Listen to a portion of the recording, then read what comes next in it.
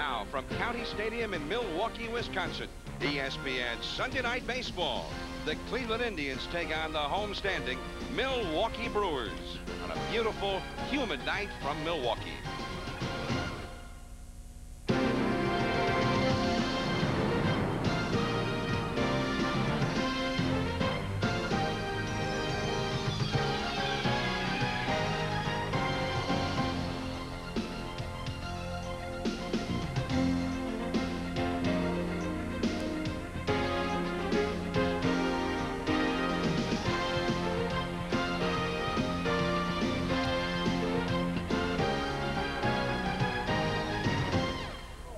It's a beautiful, humid night for baseball in Milwaukee, and that brings out the tailgaters in full force. They're having a party out in the parking lot. That is a tradition here at County Stadium. Tonight, ESPN Sunday Night Baseball. The Cleveland Indians meet the Milwaukee Brewers. Hello, everyone. John Miller, along with Joe Morgan. We bid you welcome to our telecast. When you think of the Milwaukee Brewers, for a long, long time, you think of the combination of Molitor and Yount. And truly, both off to excellent starts this year. Molitor hitting nearly .340, and Robin Yount, well, he has bounced back, Joe. Well, he had the worst year of his career last year. He's a two-time MVP, and that's the way he's performing this year, like an MVP. Got 8 homers and 28 RBIs already. Now, for Cleveland tonight, a very talented left-hander, Greg Swindell, is on the mound. His record doesn't show it, but he's an awfully talented pitcher. Well, he's pitched very well. The only thing he hasn't had this year is a lot of luck. He has a 2.39 earned run average, which is 4th in the league. But, of course, you can't win if your team doesn't score any runs. They haven't been scoring runs for it. In his last 6 starts, he has 40 strikeouts and only 2 walks and only 2 wins. Now, this Milwaukee ball club has an ace left-hander, Ted Higuera, but up till now, he has not been able to pitch. However, it looks like he's going to get back and make his first start in the big leagues next Sunday in New York. He'll be activated on Tuesday, so he won't face Cleveland. This Cleveland ball club, Joe, very young ball club, and a lot of young talent, particularly a guy named Albert Bell. Well, they have 9 rookies on the ball club, and Albert Bell is probably their best young player. But he's had a lot of problems. We all know about the problems off the field with the fans. But he's also had problems with the umpires, and he's going to have to overcome that. He's going to be a good player. He has superstar potential, but to be a superstar, you have to perform both on and off the field. And Joe Morgan certainly knows all about that, I'll tell you. It's the Milwaukee Brewers and the Cleveland Indians on a muggy night from County Stadium. It will be Bill Wegman, recently activated from the disabled list, pitching for Milwaukee, and Greg Swindell going for Cleveland. Night baseball on this Memorial Day weekend from County Stadium in Milwaukee. John Miller along with Joe Morgan. And the starting lineups, first of all, for the visiting Cleveland Indians, announced by manager John McNamara. It will be Alex Cole, just off the disabled list, in center field. Mike Huff, another rookie, in right field. Bo Allred in left field. Carlos Baerga, one of yesterday's heroes, at third base. It'll be Chris James, the designated hitter, batting 5th. Brooke Jacoby, a veteran, at first base. Mark Lewis, a sensational rookie, at second base. Joel Skinner is the catcher. And at shortstop batting 9th is Felix Fermin. And on the mound for the Brewers, the veteran right-hander Bill Wegman, hampered by injuries these last 2-3 years. Well, the Brewers, that's the story of the Milwaukee Brewers over the last 3 or 4 years. A lot of injuries. And the key to their pitching staff. A lot of guys, Ted Higuera, of course, is the big name that's always injured, but this guy's had a lot of problems as well. And his battery mate, talk about a veteran, Rick Dempsey. He was the, let me see if I remember this correctly, the MVP in a World Series, what was it, 1983? I've been trying to forget that, John. You keep reminding me. He has made 2 teams the last 2 years by going to spring training and not even being on the roster, and he's been with the Dodgers and now with the Brewers. And the defense for the Milwaukee Brewers, Bill Spires, fine shortstop. He'd be flanked by Willie Randolph, a veteran, in there tonight. Franklin Stubbs is at first base. Dale Swain is in the outfield over at third base. And here's Robin Yount. As I mentioned, Robin is having an MVP-type year. The team is not playing that well, but he's playing like an MVP. Greg Vaughn in left. Dante Bichette is in right field. And it is a beautiful night. They had rain here yesterday and on through the morning. but right now it is spectacular. 81 degrees, and the humidity 90%. There is a chance of rain. However, we don't see any of those rain clouds overhead just at the moment. It's a beautiful evening here at twilight time. The last time we talked about rain was in the Kingdom when you said you saw the rain clouds. Yeah, and it was sort of the indoor version of rain clouds. We had a 5.5-hour game. There is John McNamara, the veteran manager, currently managing the Cleveland Indians and entrusted with the futures of a lot of extremely young talent. 9 rookie players. Here is Alex Cole, just back from rehabilitation assignment. And the first pitch of the night, Cole bluffing the bunt, and it's called a strike by Larry Young, the home plate umpire. For those of you who are not quite familiar with the Cleveland Indians as you'd like to be, they moved their fences back. They built their whole ball club around the speed of Alex Cole. There's a ball. Well, he stole 40 bases last year in 63 games. And they did a little quick arithmetic and said, gee, at that pace, he could steal 100 bases for a full season. And that's a little pop. Shallow left center. Greg Vaughn gets there. And there is one away.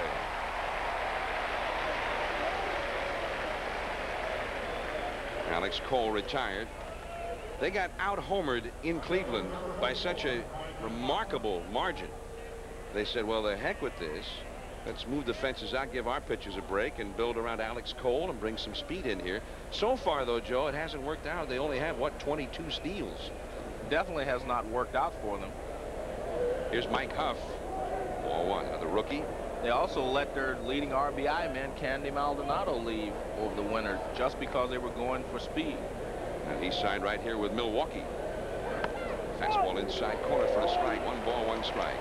Huff hitting .267. He runs pretty well. Right now he leads the Cleveland team with 7 steals. Throughout this ballgame, we'll be trying to tell you just who these guys are. Right. That's in there. Called strike 2. And if you listen to John McNamara, he will tell you that you may not know these guys now, but in the next 2 or 3 years, you will be very familiar with these names. And he struck him out with a nice curveball. 2 men gone here in the first inning. Now, this series began last Thursday, and Milwaukee won that one 7-3 back of Don August. Darren Holmes with a save. Then Friday night in game 2 of the series, the Brewers won again. Robin Yount drove in the only run of that game. Classic pitchers duel. Jaime Navarro with the shutout. And then a wild one here yesterday. The Brewers coming from behind with 4 in the 8th, only to lose it in the 9th on a couple of unearned runs. So Cleveland is trying to get a split in this 4-game series before leaving town. Here is Bo Allred. Strike 1 with the hook. Allred at .266, got 2 homers, 9 batted in.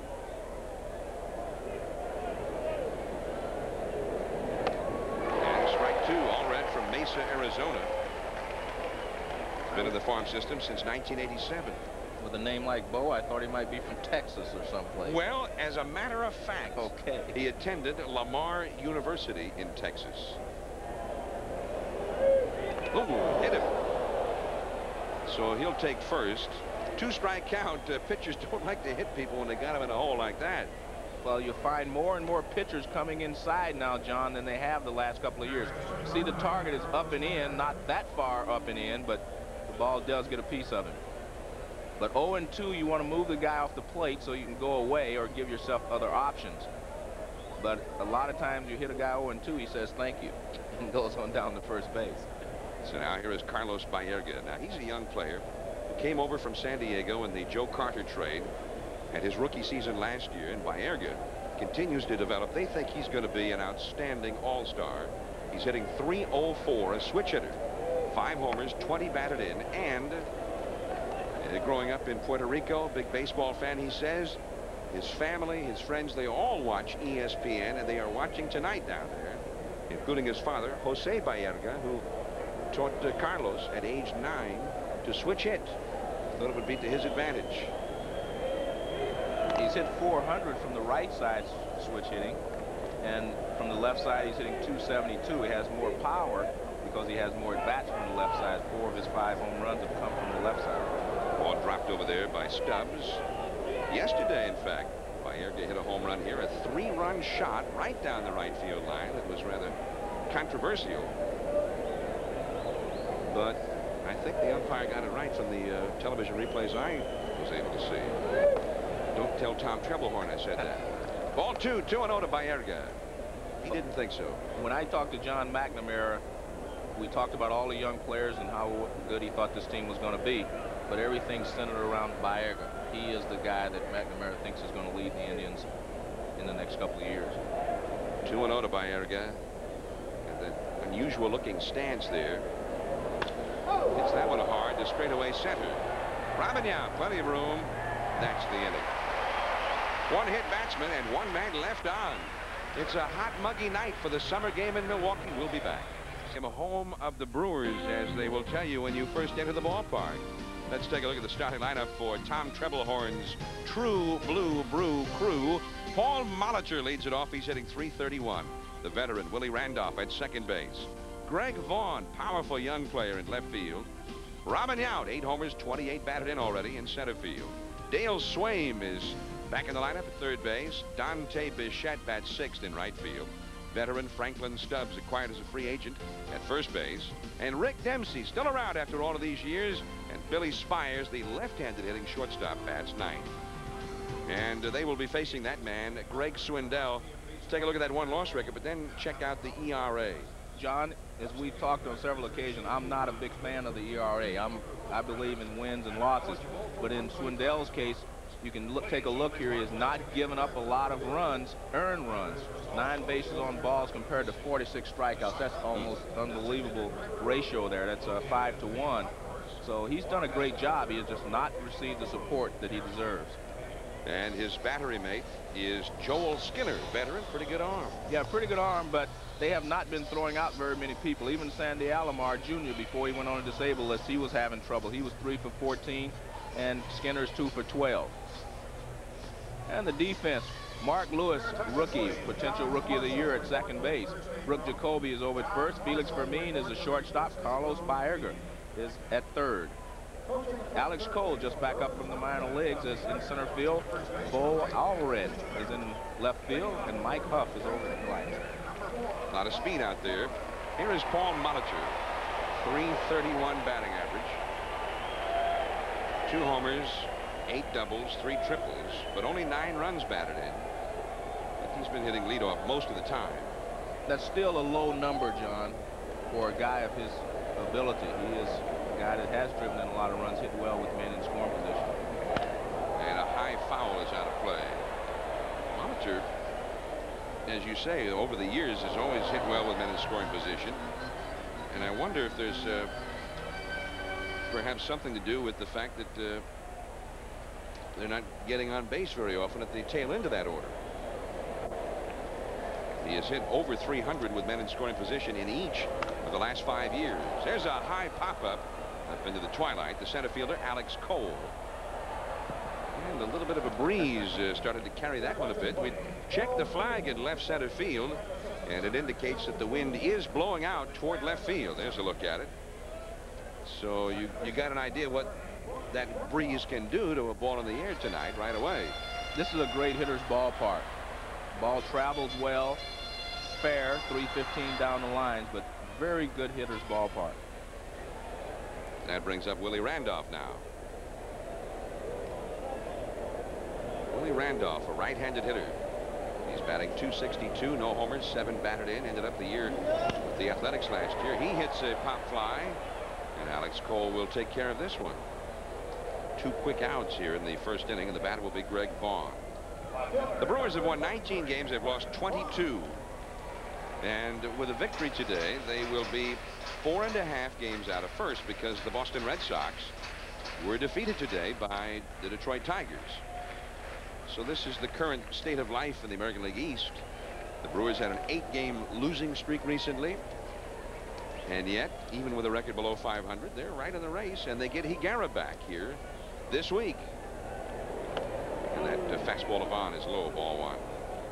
Vaughn is hitting .270, 7 homers, 20 batted in. He appeared to be the odd man out with the signing of Candy Maldonado. There's a fastball right by him, 1-1. But then Maldonado got hurt the second game of the season, broke his foot. Vaughn went in there, and for a while he was the hottest home run hitter in the American League. So he got that opportunity, and he's made the most of it. It's a drive into left center field. A long run for Alex Cole. He won't be able to get to it. It's up against the wall. Cole has to chase it, and Vaughn is into second with a stand-up double.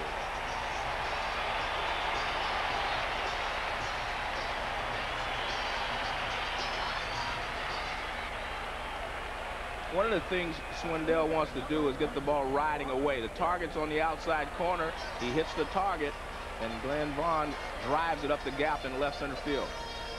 Greg got a great swing on that. The pitch was away. It was almost perfect pitch, down and away, but he reached out and got it.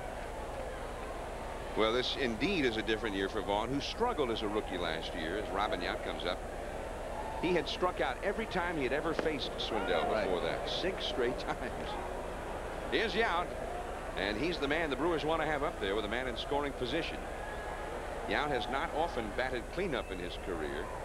As you see there, he has not often had success against Swindell. There's a high fly ball into right center. Cole comes in a bit, and just like that, the inning is over. So down goes Yount, and the Brewers. 1 hit, 1 left. After 1 full, no score. Don't miss that triple header tomorrow, the special Memorial Day triple header on ESPN. Here is Chris James to lead it off for the Cleveland Indians. Brooke Jacoby and Mark Lewis will follow. And that's a foul straight back. We often give you the hitting area of some of these hitters. Chris Jones, his hot area against the Oakland A's is any ball that he can reach. This year he's had great success against the Oakland A's. Yeah, if anybody connected with the Oakland Athletics might want to avert their eyes during this at bat. This is their worst nightmare realized. He's had 21 RBIs for the year in 38 games. But as you see there against Oakland, 14 RBIs in 6 games. 9 of them in 1 game. And there's no one more surprised than he is. I talked to him before the ball game, and he said it's just amazing because they have such good pitchers there in Oakland, and he doesn't usually handle them that well. He says everything is just going great for him when he goes to the Oakland Coliseum and when he faces the A's. 1 ball, 2 strikes the count, and Wegman misses high. 2-2. Well, in 1 3-game stretch against Oakland, Cleveland had victories in this order of 20-6, 15-6, and then 11-6. The last one actually was played in Cleveland, the first 2 in Oakland. Past the mound towards second. There's Willie Randolph. He still plays everything very smoothly over there. You took the words right out of my mouth. When you watch Willie Randolph, you're watching a smooth fielding veteran second baseman. He reaches and brings the ball to him. You watch a lot of other infielders, they reach out and they kind of fight the ball a little bit. The good infielders really bring the ball to them. They reach out with their hands and just bring it to them. Looks like it's very easy to do. Here is Brooke Jacoby now with a few Cleveland veterans. In fact, he's now, at least other than non-pitchers, he's the old man in this club. He's struggling. He's recently coming back from an injury. Willie Randolph will go to his left this time. Again with those soft hands. Makes it look easy. 2 down. When you talk about soft hands, what that really means is you'll watch the fielder reach out with both hands and just kind of cradle a ball and bring it to him. Watch how he reaches out and grabs this ball. You reach out in front of him, see how his glove is out there, and he just kind of brings it to him very easily. 2 down, and here is Mark Lewis. He is the Cleveland second baseman, and they're hoping that he'll be the second baseman for years and years to come. Look at that batting average, .365, and he's been slumping lately. 104 at-bats in his rookie year, 8 doubles, and 13 runs batted in. And in half of his games, he has had 2 hits or more already. Well, they didn't expect him to even be here until the middle of the season. He was supposed to go to the minor leagues, get a little more seasoning, but due to injuries, they called him up early, and he's responded. There's a pop-up back of the infield. Willie Randolph will go after this one, too, and Willie handles everything in the inning. Lewis retired, 3 up and 3 down for Cleveland. Swaim, Bichette, and Stubbs coming up. Guys doing baseball play-by-play. John Miller is here tonight. My best lines are low, ball one. Probably the one that won me the award was line drive, foul.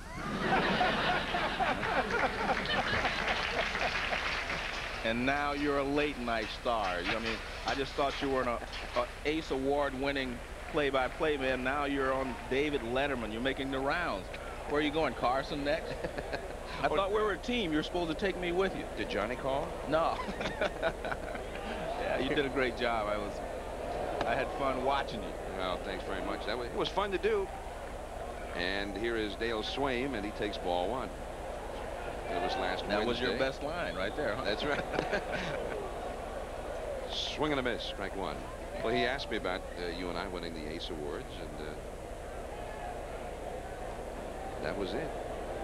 Good. 1 ball, 1 strike to Dale Swaim, and it's inside because we're there at the Ace Awards, and James Earl Jones is winning an award, and Cicely Tyson, and enormously talented, creative people. And I told him, I said, hey, I can't believe I won this thing. I just go to baseball games. Over the head of right fielder Mike Huff. Extra bases for Swaim, and he'll stop at second. Looks like a ball that should have been caught. He got a very poor jump on it. When we talk about getting a poor jump, it means the ball is over the infield before he actually moves. So he gets caught sideways on the play. Right here, he's going back sideways. You cannot go back as quickly going that way, sideways, as you can if you're running straight back. He misjudged it. He thought it was going to come down a little sooner than it did. Ends up with a double for Swaim. Dale Swaim, he's one of those Brewers who has been battling from the injury problems. 4 years ago, he hit 25 home runs playing shortstop. He's a switch hitter. Looked like he was going to be a big hitter for them for a long time, but nothing but injury troubles ever since. Here is Dante Bichette. He takes a strike, 0-1. Dante Bichette should be taking a shot toward right field, at least until he gets 2 strikes. He should try to make sure that he moves the runner up. Bichette has 5 home runs, 21 batted in. And it looked like he tried to go to right with that one. He did take a shot there. Now it's 2 strikes, and this is a call that the manager has to make. Does he still want you to take a shot to right field, or does he want you just to go ahead and swing the bat and try to drive the runner in from second base? A lot of managers have different theories on this, but when you're facing a guy like Swindell, who has a very low earned run average, you can't waste a leadoff double. Bichette, 3rd best in the Brewers for home run hitting. He struck him out. He doesn't get him anywhere. But he did take a shot at right field. And although he struck out, he was trying to do his job for the ball club. Watch, you'll see he takes another shot to right field. See how he delays his stride, and he's going the other way. Watch how he keeps his hands back, and everything is going toward right field, but no contact. We are at County Stadium. This is John Miller along with Joe Morgan. ESPN Sunday Night Baseball. It is Cleveland nothing, Milwaukee nothing in the last half of the second. 1 man out. Dale Swaim, having hit a double, is at second base. The batter, Franklin Stubbs.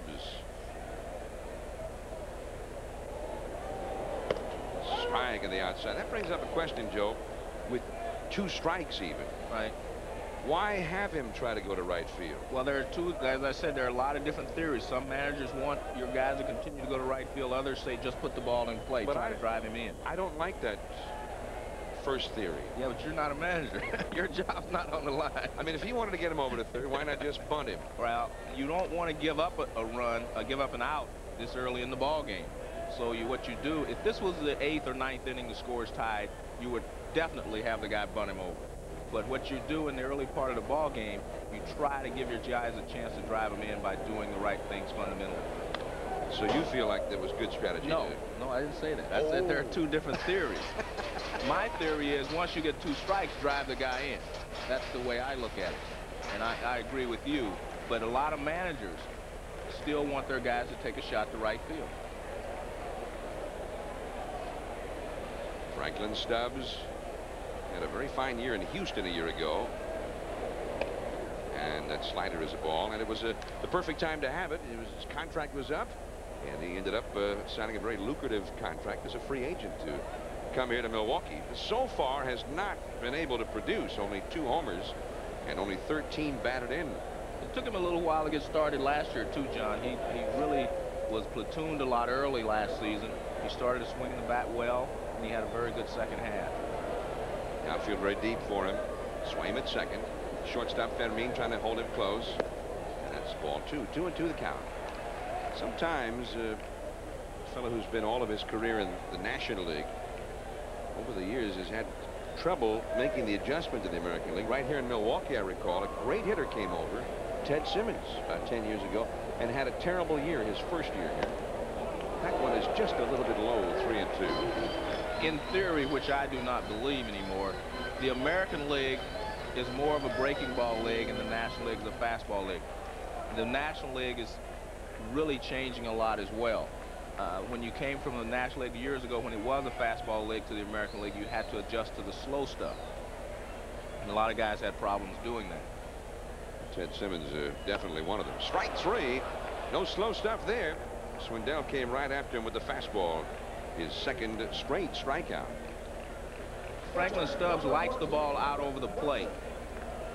And Swindell throws the pitch out over the plate, but a lot of movement on it. See, this pitch is away, out exactly where Stubbs likes it, down and out over the plate, but a lot of movement on that last fastball. Rick Dempsey, the hitter now. John, the toughest thing to do when you're in the National League as a hitter, you look for the ball and adjust to the curveball. When you come to the American League and they say they're going to throw you a lot of curveballs, you start looking for curveballs, and then you don't make the adjustment. You start swinging at a lot of bad pitches, which are curveballs. If you look for the curveball and they throw it, and it starts to break out of the strike zone, you continue to chase it. And then if you look for the curveball and they throw you a fastball, there's no way you can hit it.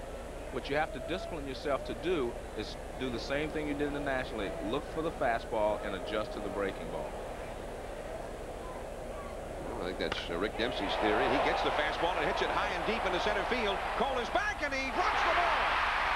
Swain will score. Dempsey will go to second, and Milwaukee has a 1-0 lead.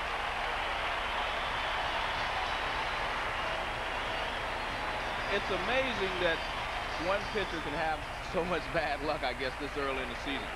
This is not a routine play, no doubt about that. But the ball should be caught. Cole gets there, and the ball hits him in the middle of the glove. This is a tough play, but he gets there. Now watch, the ball hits him right in the middle of the glove. I mean, you're supposed to make that catch. And they do score it as a base hit, but I think all of you will agree with a big glove like that, if you get there, you should make the catch. And Alex Cole would agree as well. He should have made the play. I'm sure Rick Dempsey agrees that it should have been called a double. Exactly. And here is Billy Spires, one of the few left-handed hitting shortstops you'll see. Tony Kubek was one, and a good one. So a run has scored here in the second, and both of the men who reached base in the inning hit balls that probably should have been caught. And that's a foul straight back over our heads. Swain led off the inning by hitting one over the head of Huff, the right fielder, who, as you mentioned, Joe, got a late break in the ball. And Dempsey, although he really clobbered it, Cole had it but couldn't hold it. I wonder if Cole in that situation is so close to the wall that he started worrying about getting his hands out to cushion his collision with the wall, and maybe didn't put the squeeze on it the way he should have. 1 ball, 1 strike to Spires. I'm not going to let you use that as an excuse for him, because as a second baseman, you have to make the double play with your back to the runner. You know he's going to tear you in half, and your job is to make the double play first and then look for the runner. Your job is to make the catch and then worry about the wall. So if that did happen, it shouldn't happen. It shouldn't happen. 1-2 the count to Spires. Slider misses. 2-2. Well, this is the way it has gone for Swindell, no question about it. He's either lost games where he pitched well and they didn't score any runs for him, or he's been ahead in games and then the bullpen came on to save it for him and didn't, or there have been unearned runs that scored against him which shouldn't have scored. Check swing. The appeal. Strike 3, says Mike Riley, the third base umpire. Down goes Spires. The Brewers get a run with 2 hits and they lead 1-0 after 2. Strike 1 to Joel Skinner, Felix Fermin, and Alex Cole to follow. Strike 2 to Joel, hitting 8th in the order. Skinner, the 8th place hitter, batting .262. He'll get a lot more playing time now with Sandy Alomar, the excellent young Cleveland catcher, on the disabled list. And they miss him back of the plate, and particularly in that lineup. And the breaking ball from Wegman outside. 1 ball, 2 strikes. The Indians come to bat here trailing 1-0. Well, Sandy Alomar Jr. has a strain in his rotator cuff, and they felt that if he would have played a little longer, it may have developed into a tear, which could have been a real problem. They felt like they caught it just in time, and he may be out just for a couple more weeks. Yeah, he was hiding it for a while. He was playing with it, and finally came clean with it. And as you say, none too soon. Base hit for Skinner into right field. First hit of the game for Cleveland. John McNamara, the manager of the Cleveland Indians, and he may be wondering why the Indians do relatively well when they're traveling. I mean, a pennant contender, if they split on the road, not too bad, and then you win the pennant at home. But look what they've done at home, 5-14. They have averaged 4.5 runs per game on the road, but not quite 3 runs a game when playing at home. And look at all the runs they give up. Nearly 5 per game allowed when they're at home. And the whole point of putting the fences back and raising the elevation of the fence in center was to help the pitchers. There goes Skinner. The hit run is on, but they might turn 2 anyway. They do. Randolph to Spires to Stubbs. The play wasn't the thing there. The important thing in this play is that Randolph decided to not to cover. You see Fermin going the other way, but Randolph is not covering second base. They have Spires covering, and it's a very easy double play. 2 down, nobody on. Here's Alex Cole bluffing the bunt. Ball 1. Cole is 0 for 1. Now, which one of those 2 guys makes that decision? Well, I would think that Randolph does, because he is the veteran. He has more time in the big leagues than Spires. In shallow left is Vaughn, and just like that, the Indians are retired. 1 hit, nobody left. Top of the order coming up for Milwaukee. John Miller and Joe Morgan back here at County Stadium. And Joe, what about that double play? The reason this is a great double play is because if Willie Randolph goes to cover second, this ball is hit right through the hole, and you get runners at first and third. Since he does not cover, see how he even breaks back toward the hole. He gets the ball, makes a perfect feed. That is a perfect feed to Spires. He comes across and makes a perfect throw to first place. You can't do it any better than that. And they guess correctly. And the Brewers come up. Paul Molitor leads it off with strike 1 from Greg Swindell. Molitor flying to shallow center his first time. The Brewers won, and Cleveland nothing. Ball 1. 1 ball, 1 strike. Molitor, a guy who throughout his career has been plagued with injuries. Go throughout his career, and you see only really 4 different seasons where he's played virtually every day. Every other year there's been a problem, sometimes more than that. 2-1 the count. He was a Rookie of the Year in 1978 when he first came to the big leagues. He had only 1 year in the minor leagues. That's a foul out of play off to the right. But then right away, 1980, only his 3rd year, he was voted into the starting lineup in the All-Star game. He pulled a rib cage muscle, was on the disabled list. Then in 1981, tore ligaments in his left ankle, had surgery.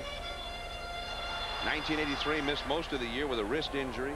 84, injured his right elbow, went on the disabled list, had surgery. That's a base hit down the line. Hustling over to Allred. Molitor with great speed. He's going to try it. Here comes the throw. He's in there. A double for Molitor.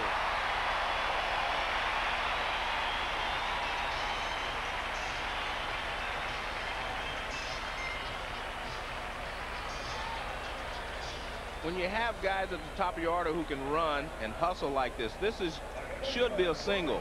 Molitor hustles it into a double. Allred comes up and makes a very good throw right on the money, but the hustling Molitor gets in there for a double. And all 4 base hits now are doubles for the Brewers. Now here is Willie Randolph, and he's up in another one of those situations, trying to get that runner over to third. I'll make you a bet that he gets the guy to the right side. I'll bet you he hits the ball over there. What do you think? Well, I agree with you. I know these veteran second basemen. Well, he's gonna get it over there one way or the other. Showing bunt of that first pitch. He pulled away, but Larry Young called it a strike. Tom Treblehorn, Larry Haney, his pitching coach, sitting alongside. This is the manager of the Brewers. This is something that Randolph did on his own. When he looked down for a sign, there was none coming. So he is doing whatever you see here on his own. In other words, he knows his job is to get the guy over to third. Baerga plays shallow at third for him. That's a bunt. A beauty. And he's in there. Molitor will stop at third. I just love those smart second basemen. They know how to play the game. Now, this is an excellent job by Willie Randolph. He knows he has to get that guy to third base. And if he doesn't feel like he can get a base hit or drive it to the right side, he knows if he drops it down that the runner will be able to go. Now he makes a perfect bunt. No chance for Skinner to throw him out. You'll look at first base and Randolph's already across. Runners at first and third because of a smart second baseman. Now let me see if I get this one right. Vaughn's job is to bring home some runs. That's his job. Okay. Didn't have to move anybody up or hit behind him. Just turn it loose. Last one. He tried to. Strike one. Vaughn's an interesting guy. He's out of the University of Miami and prefers to think of himself as a former student athlete. He says you think of ball players not being students, but he was most proud of the fact that he used to be an academic All-American. And he said the best thing about baseball for him as a college player, strike two, was that it enabled him to get a scholarship and get his degree. You know, you should be proud of guys who think that way. They think about academics first, as we see Duffy Dyer giving the signs. Not much going on in this situation. If you're Tom Treblehorn, you just want Vaughn to get a chance to drive in some runs. Cleveland looking for the double play. Outside throw to third, and Molitor hurries back. Skinner got that one over there in a hurry. Rarely do you see a guy picked off third with a right-handed hitter up, because the catcher will have to throw over the hitter. Watch. See, he has to straighten up and throw over the hitter. That's a lot tougher to do than to throw to third base if you have a left-handed hitter up. You see a lot of times guys get picked off with a left-handed hitter up. And Vaughn goes down on strikes. Just some power pitching there from Swindell. One away in the heart of this Milwaukee batting order. You see that, not many home runs, and what there has been of them, mostly by Yount, and ninth in the league in RBIs from whoever has hit third, fourth, and fifth, which is one of the reasons why Yount has been moved to fourth. But one thing we want to do here is not take anything away from Greg Swindell. He knew he needed a strikeout there, and he went right after him with some good fastballs. Now double play takes him out of the inning. Randolph back. Randolph used to be a very fast runner, but not so fast anymore. He has stolen one base this year. Like most second basemen, he's had a problem with his knees. Guys sliding into him is the main problem. 1 out, 2 men on. It's a high drive. That'll get Molitor home from third. Cole near the warning track. Also tagging is Randolph. He's going to try for second. Here's the throw. Chase! Scoring is Molitor. And the relay man, the second baseman Lewis, did not realize what was happening until it was too late. That's bad communication between your shortstop and your second baseman. When the ball goes in the air, you have to watch the runner. Cole does his job. He fires the ball towards second base. If the ball is not cut off, Randolph is out.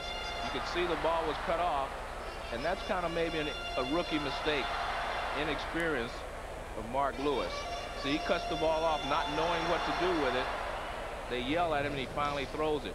If you're going to cut the ball off, you can take a look over your shoulder to see what the runner is doing while the ball is in the air. Those are things you learn. You make mistakes as a young player. Lewis, who had always been a shortstop, second base a new position for him. 2 down, Randolph at second, and Dale Swaim, the hitter. Well, if they had executed, Randolph would have been out at second, and Willie, for years and years, would have made that easily without any help like that. Dale Swain, he doubled in the second, scored a run, takes a fastball for a strike. Swindell's up around 91, 92 miles an hour consistently with that fastball tonight. Brewers have 2 runs and 5 hits against him already. During their 8-game losing streak, the Brewers did not hit at all. But the rest of the year, they've hit pretty well. That's toward the middle and caught by Fermin. Sounded like Swain broke his bat on that one. Another run, 2 hits. The Brewers lead 2-0 after 3. Back at County Stadium, we go to the 4th inning. 2-0 Milwaukee leading Cleveland. And the Clevelands are coming to bat now with Huff, Allred, and Baerga, the numbers 2, 3, and 4 hitters. And Huff looks at a called strike. Don't forget now, a Memorial Day triple header tomorrow right here in ESPN. That's a ball. At 1 o'clock, it'll be the Red Sox and the Yankees from Yankee Stadium. At 7:30, the Montreal Expos and the Philadelphia Phillies. Joe and I will be there.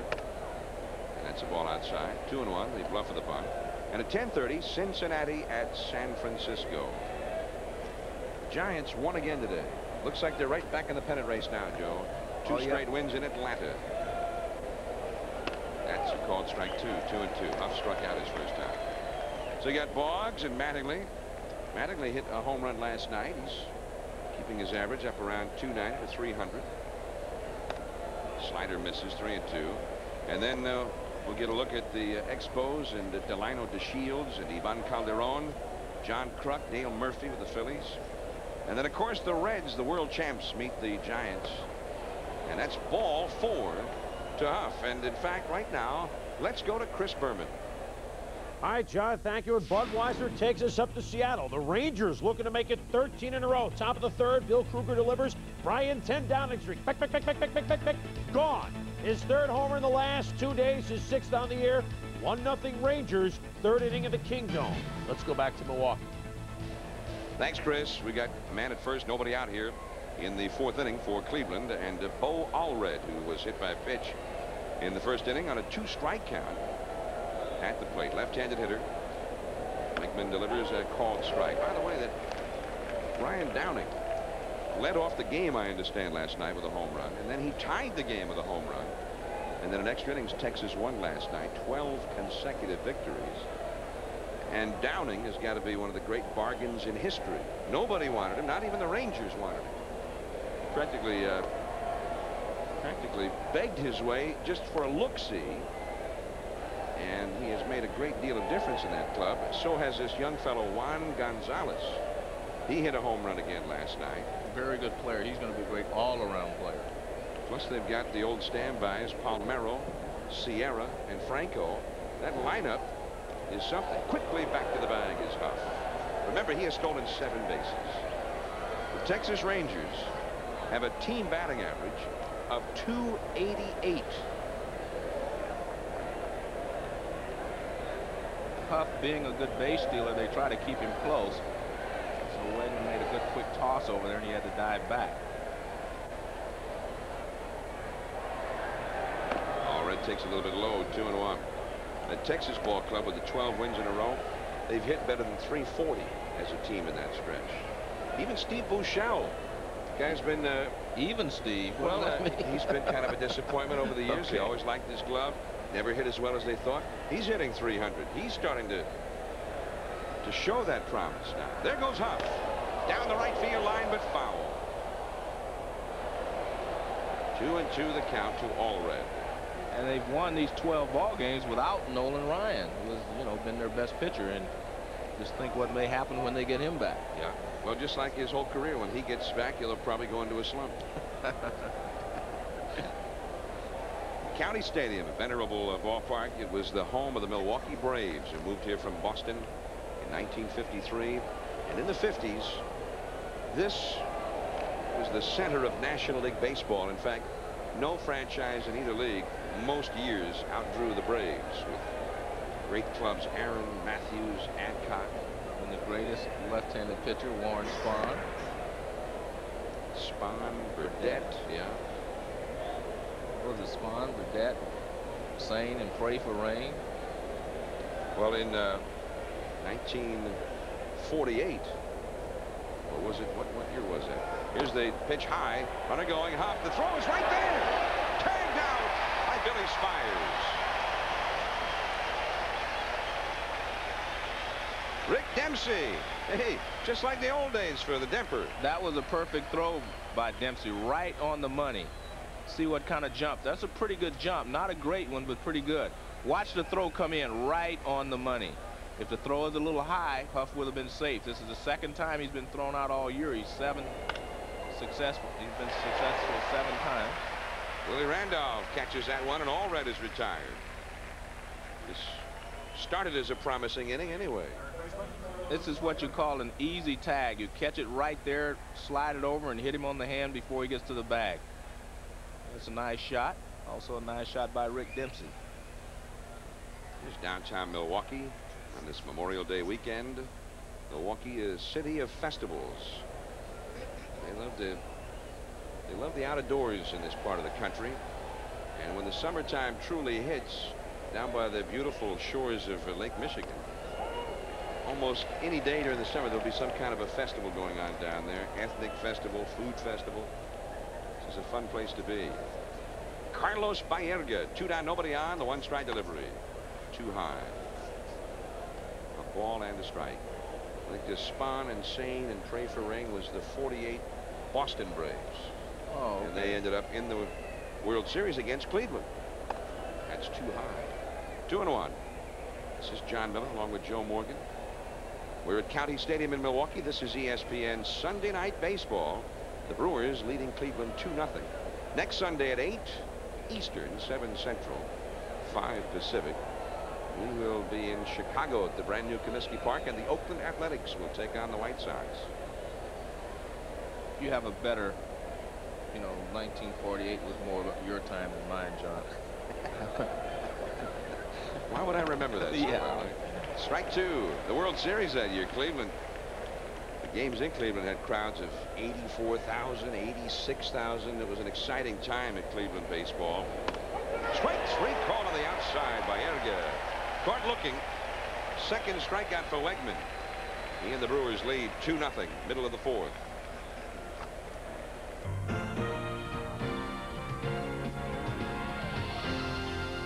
ESPN Sunday Night Baseball is brought to you by Payne Weber. We believe our most important investment is an investment in relationships. And by the Walker Advantage Muffler, the most advanced muffler you can buy. The shores of Lake Michigan and an awfully beautiful lakefront area here in Milwaukee. The Brewers up with Bichette taking ball 1 from Swindell. 2-0. The Brewers out in front here. Bichette struck out trying to move a runner along his first time. And he takes a called strike on the outside. We talked about Bichette giving himself up, trying to move the runner along. Everyone in that dugout knows what he was trying to do last time up, and I guarantee you when he went back to the dugout, he got a pat on the back from his teammates. Say, hey, we know what you were trying to do. Nice job. Sometimes you have to give yourself up for the team in order to make the team better. I mean, that's what teamwork is all about. That's a high pop fly. Lewis, look out, staggering a bit, but he stays with it, and there's one away. Now here's Chris Berman. All right, John, this bud's for you in Seattle, where the Mariners' Harold Reynolds in the bottom of the 3rd inning against Bobby Witt sends one to the right field corner. Ruben High Sierra comes up firing. Reynolds has gone down, but Scott Bradley scored. 1-1 in the 4th at the Kingdome. Back to John and Joe. Thanks, Chris. And that's quite an interesting series going on up there in Seattle. When it started, Texas, there's a drive down the right field line by Stubbs. Looks like extra bases as Huff has to get up to play it. Another double for Milwaukee. That's 5 doubles for the Brewers. John, we talked about Stubbs really prefers the ball to be out over the plate and down. He struck out on that pitch before. But Swindell gets a pitch down and out over the plate, and he pulls it down into the corner. And with the wet turf out there due to the wet grounds from this morning and last night, Bode slips and has to pick it up and throw it into second base. It was a double all the way anyway. Now here is Dempsey. One out. Dempsey blasted one. The straightaway center his first time. Off the glove of Cole. Went for a double. And Dempsey fouls it out of play off to the right. It is 1991. Dempsey played in his first major league game in 1969. So he is one of those rare players who has played in parts of 4 different decades. And I think the way he goes about his business and with his love of the game, he'd like to make it 5 decades. He runs up as if to bunt, and the pitch is called a ball. 1 ball, 1 strike. This situation is a little different than what you saw with Willie Randolph bunting to move the runner along. Dempsey in this case is bunting for a base hit because there's already 1 down, and he doesn't want to move the runner along by giving an out. Stubbs at second. Swindell looking back there. Strike 2. By the way, the Brewers with 9 doubles. The 9 doubles is a club record. They have 5. So they're still a ways off from their all-time club record. There is Tom Treblehorn. The reason Dempsey bluffed the bunt is Baerga is almost on the outfield grass at third base. 2-2. Well, Dempsey has never been a real productive big league hitter, but in his last 6, 7, 8 years, he's been able to start hitting for power. He's probably a better hitter, a smarter hitter now, John. You get a little smarter if you stay around the game long enough. You know what you should do. You know your limitations. 3-2. When you're young, you think you can do anything you want when you walk to the plate. As you get a little older, you realize, hey, I can't hit 30 home runs. I can't hit 350. But I can hit 10 home runs, and I can hit 280 to 300. So you stay within those limits. 3-2 the count. Check swing foul off to the right. Dempsey's one of those guys who, the great arm, at one time he may have been the best throwing catcher in baseball. 1979, while with the Orioles in the World Series, one of the things that I think stood out in that series, although the Pirates won it, the Pirates are a club who stole a lot of bases. Right. But they never did steal in that series, and Dempsey the primary reason. He was a force back at the plate. And he draws a walk, which he has done with increasing frequency the last 7 or 8 years. He'll take a walk now, whereas he wouldn't earlier in his career. There's John McNamara, and he doesn't like that, simply because what happens if when you'd rather him pitch to Dempsey, who is the 8th hitter, than to have to pitch to Molitor. And what happens is if you walk Dempsey as he did, and Bill Spires pops up or something, then you have to pitch to Molitor. You'd rather pitch to Dempsey than Molitor with a runner at second base. So now here is Bill Spires, and Swindell lately hardly walks anybody. That's a check swing, the appeal. And a swing, says Riley from third base. 0-1. Well, we mentioned that coming into this game, in his last 6 outings, Swindell had 40 strikeouts and 2 walks. 50 and 2/3 innings, so an amazingly rare walk there. 2 men on, 1 man out of the 4th. The Cleveland bullpen is starting to get busy. There's strike 2.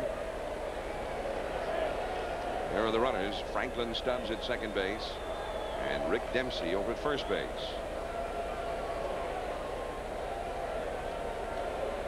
Indians have a right-hander warming up in their bullpen.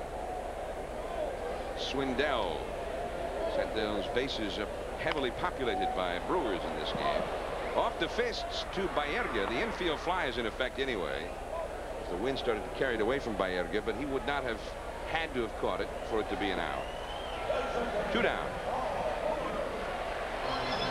And with, as I said, Bill Spires popping up, now you have to get Molitor out instead of getting Dempsey out. There is Sergio Valdez, a right-hander, warming up in the Cleveland bullpen.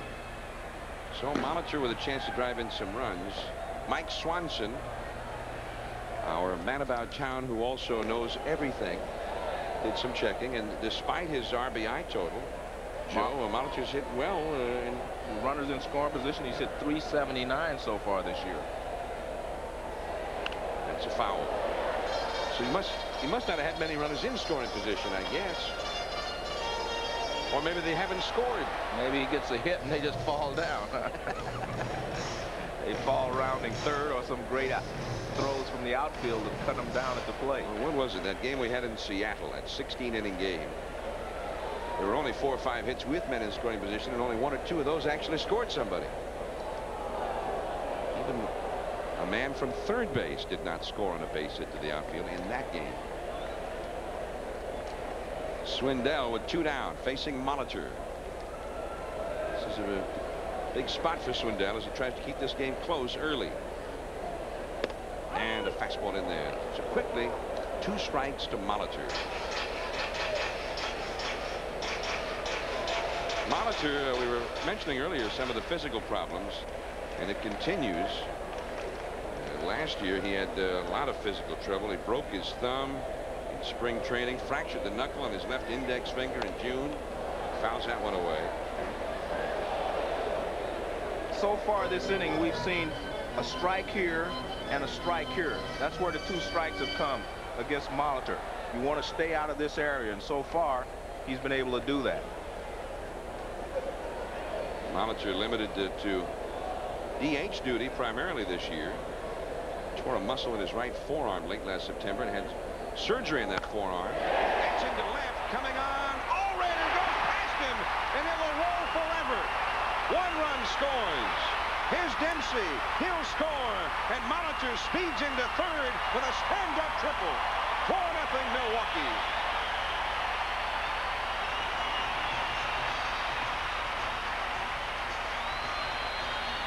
That's at least the 3rd ball that we have seen today that could have been caught. And that's the tough luck that Swindell is having this year. It's a breaking ball, and Molitor goes down and gets it. Now here we see Allred come in, and it goes under his glove. And as you mentioned, it rolls forever, and it ends up a triple and 2 more runs. So Willie Randolph comes up now. Molitor at third. 4-0 Milwaukee. And it's just off the outside. Randolph is flied out and had a bunt single. Well, it's a small thing, John, but we mentioned that when he walked Dempsey, that meant that you would have to pitch to Molitor in that situation. You have to make Dempsey hit the ball, is my point. I was just about to bring that up. It's a big play, big hit for Molitor, but it goes back to the walk to Dempsey, just as you had pointed out. Did not want to face the good hitters with men in scoring position. And wouldn't you know it, for Greg Swindell, 3rd man he's walked in about a month, and, and it cost him 2 runs, at least 2 runs. We're not through yet. Randolph trying to get Molitor home. 4-0 Brewers. 3-0. Greg Vaughn is on deck. John McNamara, he may be at least mentally using that old Casey Stengel refrain from the '62 Mets, which was, can't anybody here play this game? Each one of the outfielders now has misplayed a ball for the Brewers. Bo Allred just got caught in between, decided to go for the catch, and it wasn't there to be had. There's a strike. 3-1.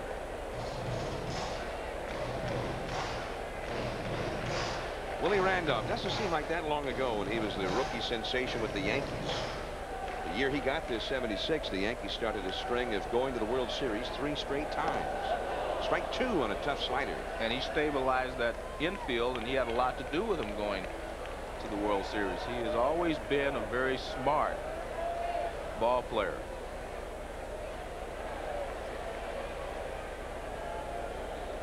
There's a breaking ball way down and in. He tries to check, but too late. He was looking for a fastball all the way with a 3-1 count. Molitor at third, 2 down. 3-2 pitch. And that's a high foul that will drop back in amongst the spectators. 3-2 to Randolph. He spent brief time with the Dodgers, then went to Oakland last year, and really did not do much with the Athletics until the postseason. In the championship series against Boston, he was one of the key figures. There's Molitor at third. Swindell still from the stretch. And that is a base hit over the head of Fermin. Coming in to score is Molitor, and it is 5-0 Milwaukee.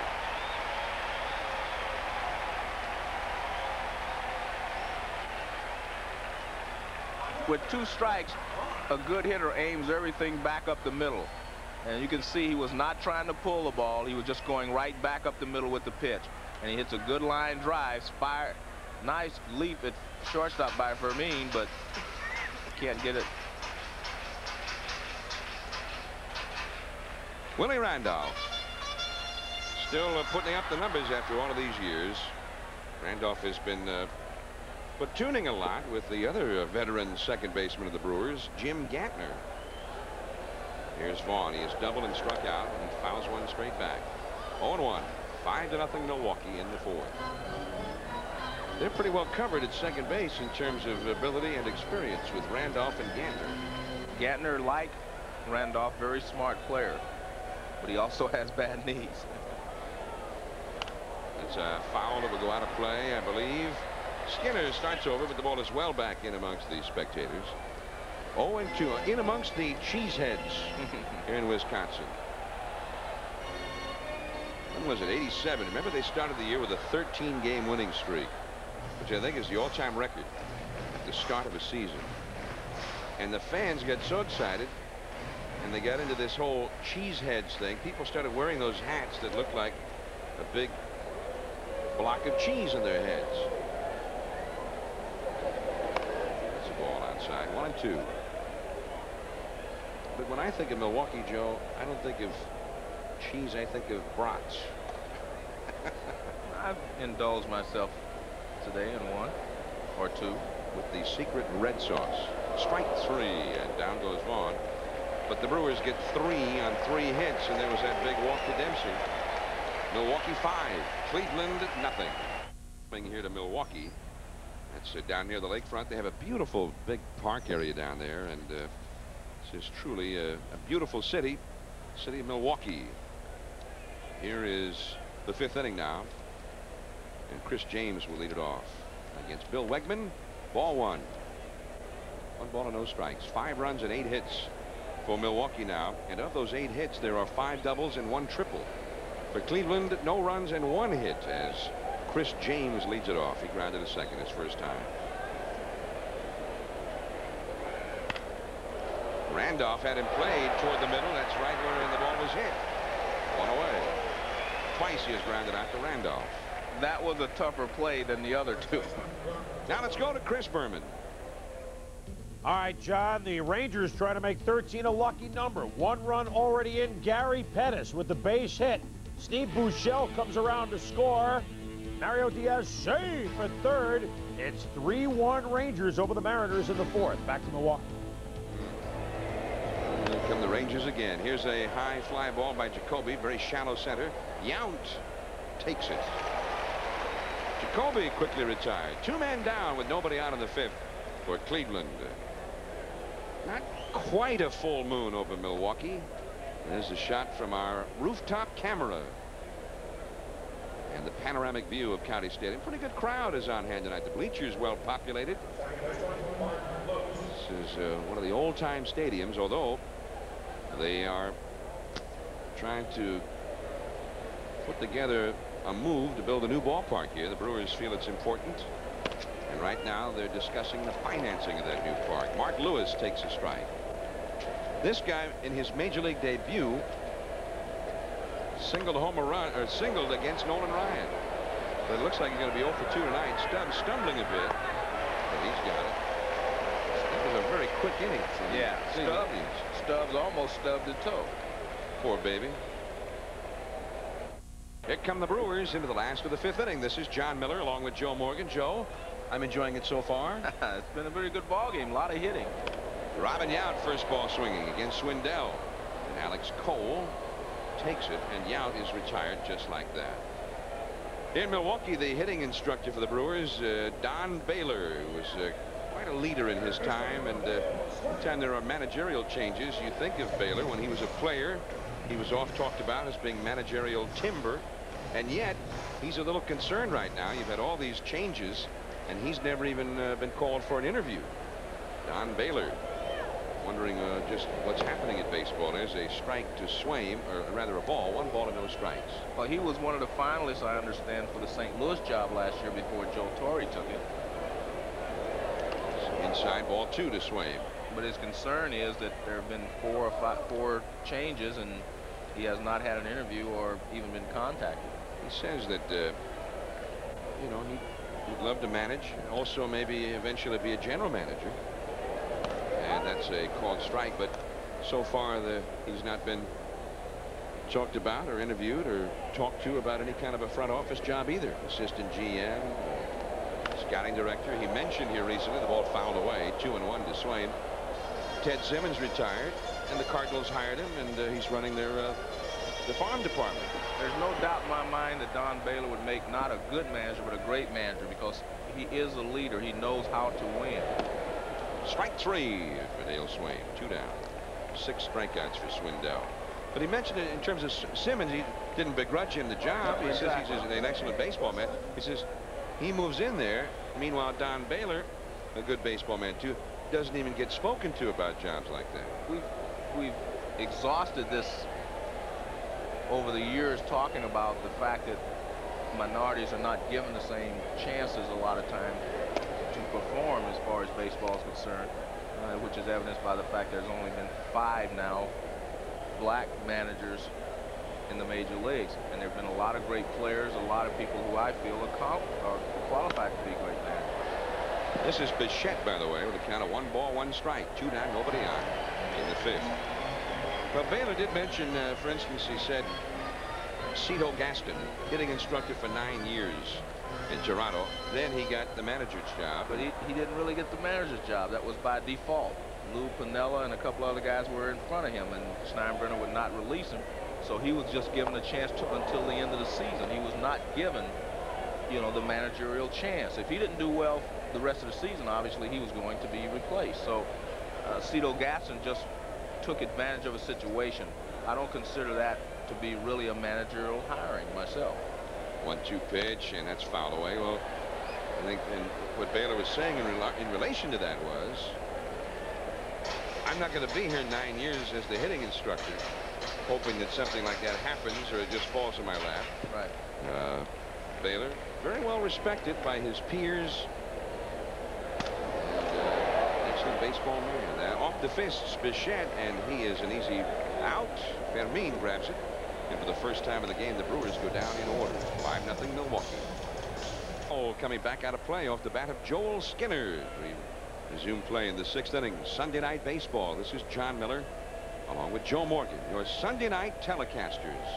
Skinner, Fermin, and Cole coming up. The 8, 9, and 1 hitters in the batting order against Bill Wegman. Strike 2 on the inside corner. Wegman looked like an all-star so far tonight. Coming back from a lot of problems with injuries. 6 strikeouts in 5 innings.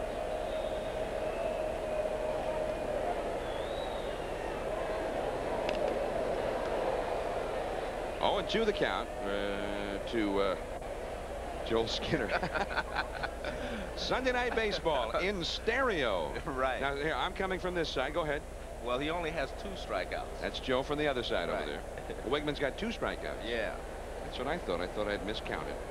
Swindell has 6 strikeouts, but he's given up 5 runs. That's a base hit.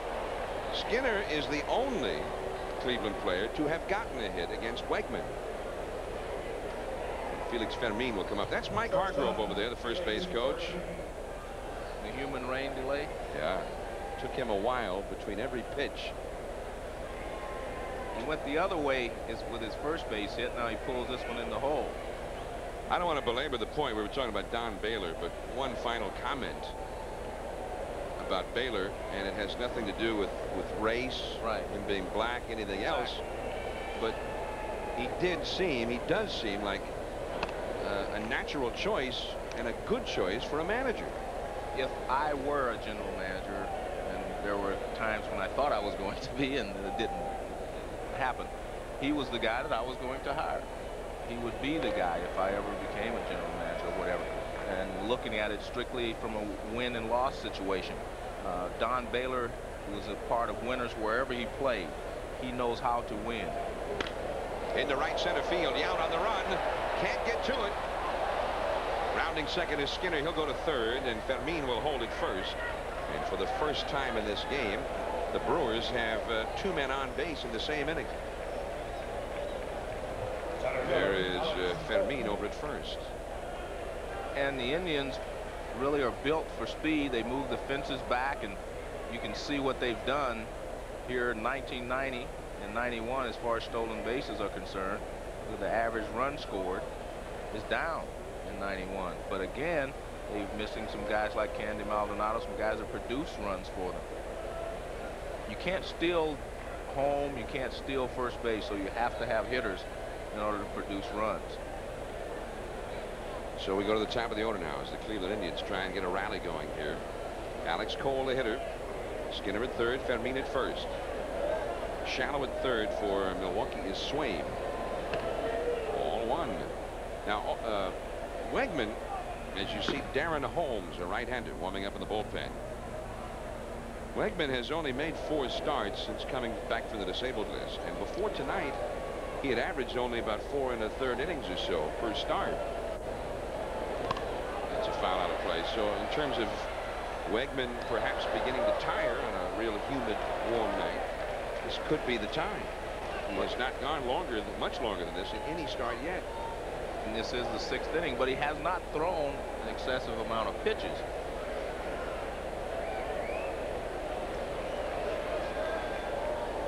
Ball, 1 strike to Alex Cole. He is 0 for 2. Gets the ball in the air again, but foul out of play. Twice he has hit the ball in the air for outs. He's one of those guys I think they'd like to see hit ground balls and line drives.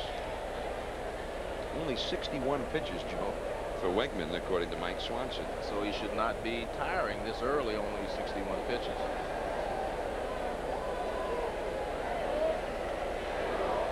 And he misses badly. 2-2 on deck. Mike Huff. But John, that is the first sign of tiring to me right there. He has not used the changeup very much. He's gone with hard stuff. Now all of a sudden he comes with that changeup, which is way out of the strike zone. That tells me that he doesn't have as much confidence in his fastball as he had earlier. 3-2.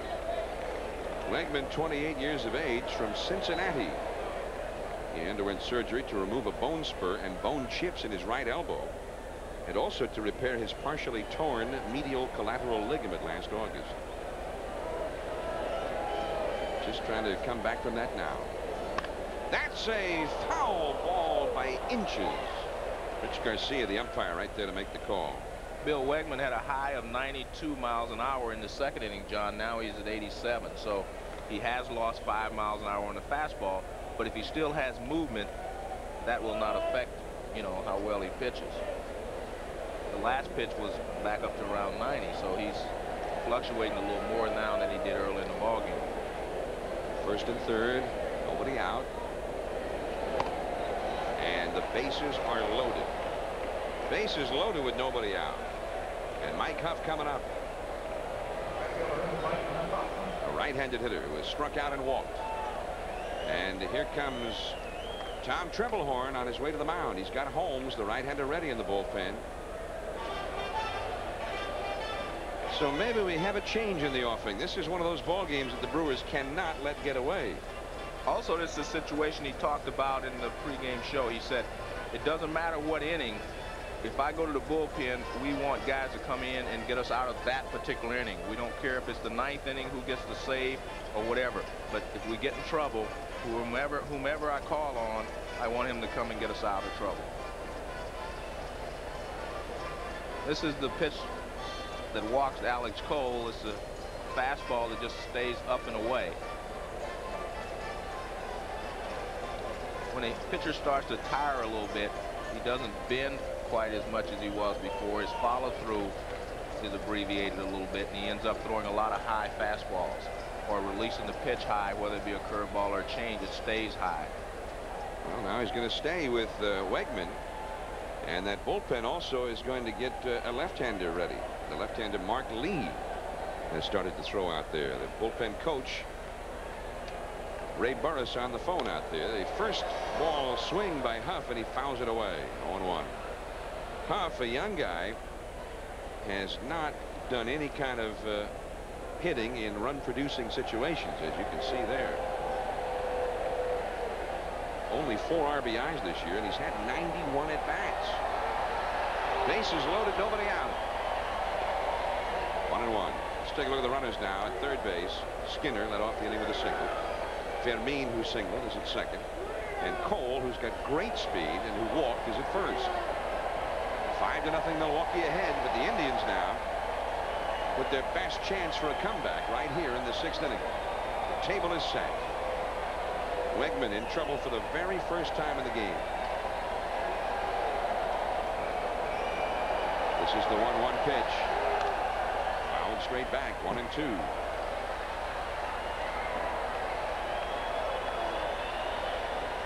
County Stadium, in terms of a home run park, if you hit it right down the lines, you can get a cheap one, only 315 down the lines.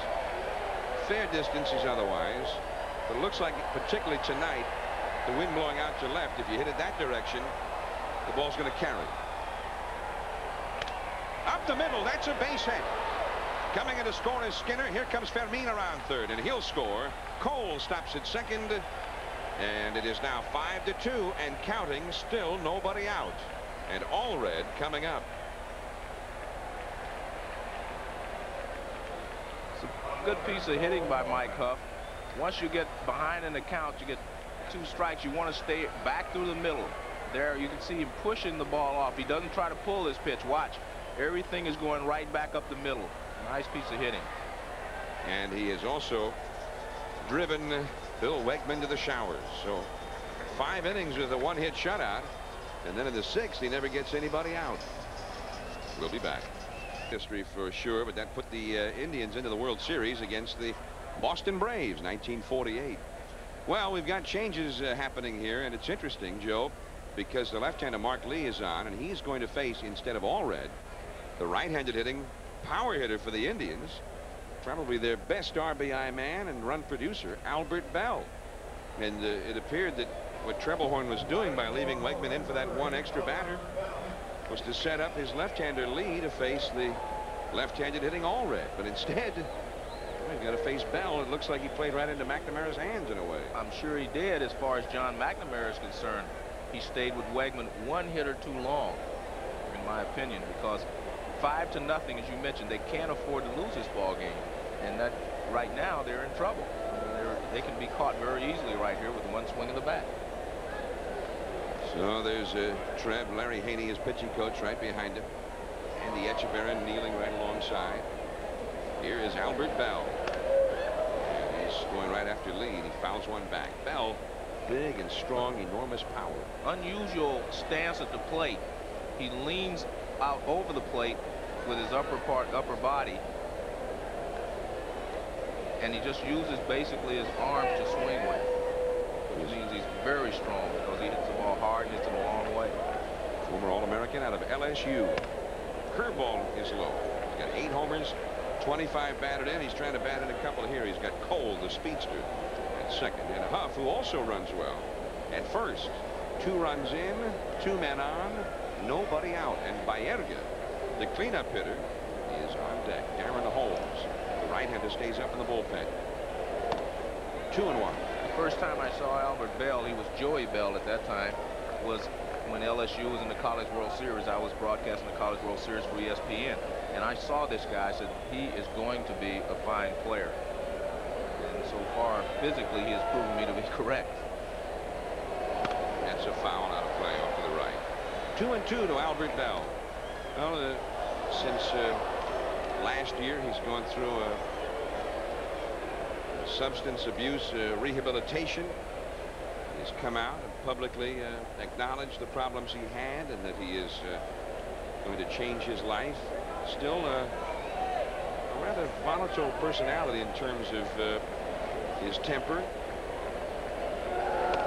Outside, full count, and he has a 1-week suspension pending. He has appealed that for an incident in Cleveland where he threw a baseball at a fan who was heckling him. A lot of other things have come out about that since that time. But well, his rehab was for alcohol abuse, and the fan yelled something to him about alcohol, and that was part of the problem. Runners are not going, and he fouls it straight back. But he's also had problems with umpires. I mean, if he disagrees with some of their decisions or whatever. He has been very volatile about that. And part of the reason that he's not playing in this ball game is he had a problem Friday night here with Palermo, who was behind the plate. And it really upset John McNamara and the other players on the team, and it also upset the umpires. So he's been relaxing for a couple of days. 3-2. That could be 2.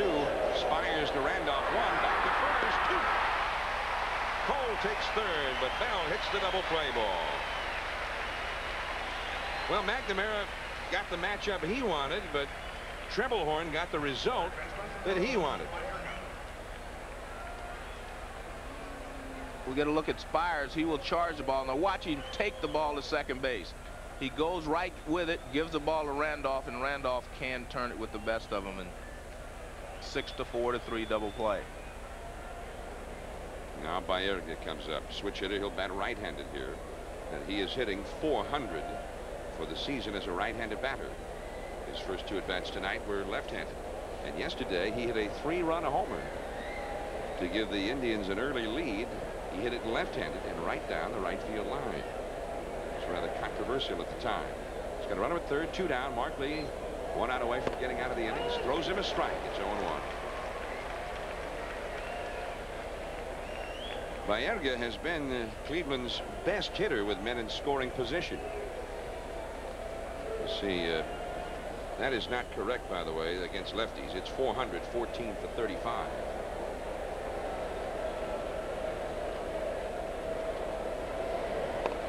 One ball, 1 strike.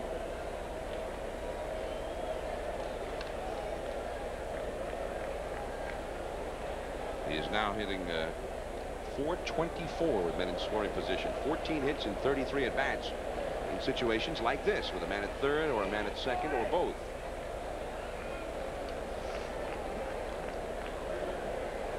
Over a couple of years ago, Pedro Guerrero with the Cardinals hit over .400 in those spots for the whole year. Baerga in that unusual looking stance, and he bunts at it but fouls it back. 1-2 the count. Yesterday he hit the 3-run homer. Here's a look at it against Basio. Was it fair or was it foul?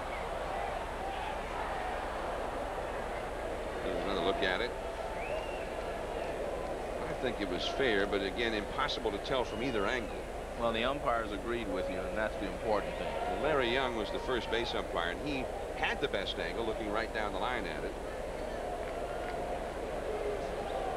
I saw it maybe 5 or 6 times yesterday. From that, I drew my conclusion. Foul back. 1 ball, 2 strikes. 5-2. Milwaukee ahead in the 6th inning. After everything that happened here, Cleveland they almost need to get that 3rd run home. And he had 3 men on and nobody out. I find myself trying not to be overly critical, of players in certain situations. Yes. 2-2. But I would not be really doing my job if I didn't say Alex Cole should have been at third base on the ball that was hit in the center field by Mike Huff. His contributions to the Indians is going to be with his legs. That's what they count on. And he had an opportunity to use his speed there. He did not take advantage of it. Thus, now they have to have a 2-out base hit where he could have scored on the ground ball by Bell. Quit ripping it, would you? Yeah, well, that's what I say. I find myself trying to not necessarily point out everything that goes on the field, because it's very easy from here to look down and say you should do this or you shouldn't do that.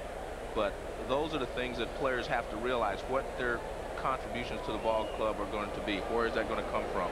And Alex Cole's is going to come with his legs, so he has to use them. Well, what did you really think of the Letterman show last Wednesday? You hated it, didn't you? 2-2 pitch, right back to Lee, but he didn't get it. It's through, base hits. A comebacker turned into a single, and Cole scores anyway. And it is 5-3. So Baerga gets him off the hook with me anyway. And I'm sure John McNamara noticed that in the dugout. Those are the things you notice if you're, involved. Well, Yount does not throw well. Right, exactly. That was the other point, that Yount does not throw well, so it's easy to, you should go ahead and take the extra base. The ball's right back to him, and he just does not get his glove up in time. Really kind of nonchalant at that ball a little bit. He was squared up and everything. Yeah, he was in good fielding position. So 3 runs in for Cleveland. It is 5-3, and Trebelhorn back out there. And he has Darren Holmes ready and coming in from the bullpen. While he does, we'll pause.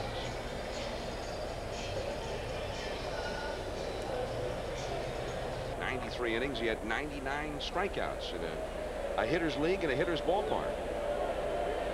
Originally from Asheville, North Carolina. There's a strike on a breaking ball. And a good breaking ball right on the outside corner. Didn't break across the plate, but pretty much straight down. And it was right on the outside corner. Darren Holmes was acquired in a exchange of minor leaguers. Catcher Bert Heffernan was sent to the Dodgers by the Brewers last December to get Holmes. It's working out awfully well for Milwaukee so far. This bullpen was maybe the worst in either league last year. I remember the Sunday night game we did here a year ago, and starter Jamie Navarro got knocked out early, and then they went to that bullpen, and the Blue Jays had a 12-run inning. And that happened a lot, not maybe to that extent, but they got blown out of a lot of games when they had to go to that bullpen early. But they have reconstructed it with the likes of Darren Holmes, also Julio Machado, who's done an excellent job for them. Mark Lee, whom we saw in this inning, he's pitched well more often than not. And Edward Nunez, although unfortunately for him, he is now on the disabled list. Probably lost for the season. 2-2 to James. There goes Baerga. And the dribbler hit foul. Baerga will have to return to first. 5-3 Milwaukee. Yesterday, in the 6th inning, Cleveland had been shut out against, or by Basio. That man, Baerga, hit a 3-run homer against him. The Indians never did score Friday night. They lost 1-0 here. That was not so much a straight steal as just getting the guy moving on a 2-2 pitch, because that's where the decision is usually made. The ball is usually put in play 2-2. And that curve is bounced foul. Holmes has that hard overhand curveball. His numbers have been pretty good this year in 32 1/3 innings. 26 strikeouts, only 8 walks, and a 1.67 ERA. Darren Holmes. 2-2 pitch by Baerga not running, and James fouls that one back. I talked about Holmes' curveball. It has a pretty good break to it, but it's not a biting curveball like Olsen at Baltimore or Gordon over at Kansas City.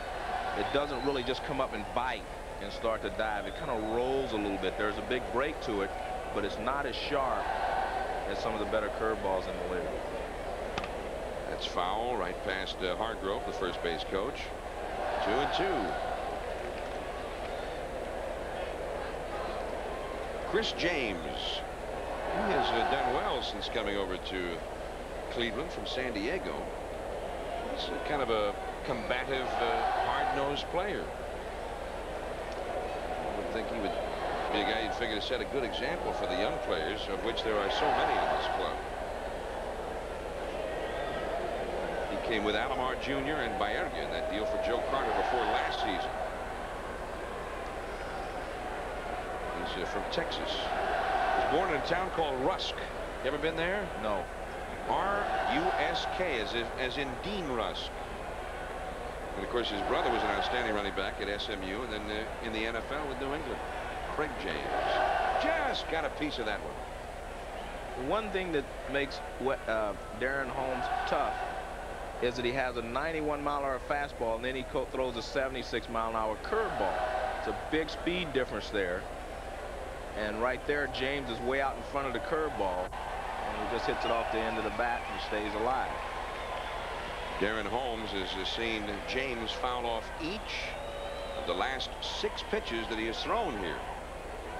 James standing toward the front of the batter's box. Strike 3 call to the outside corner. 3 runs for Cleveland. They're back in it. 5-3 Milwaukee. The Brewers. It is Franklin Stubbs who doubled, starting a 3-run 4th inning rally. 1 for 2. Leading it off. There is Albert Bell, staying in the ballgame to play left field after he hit for Allred.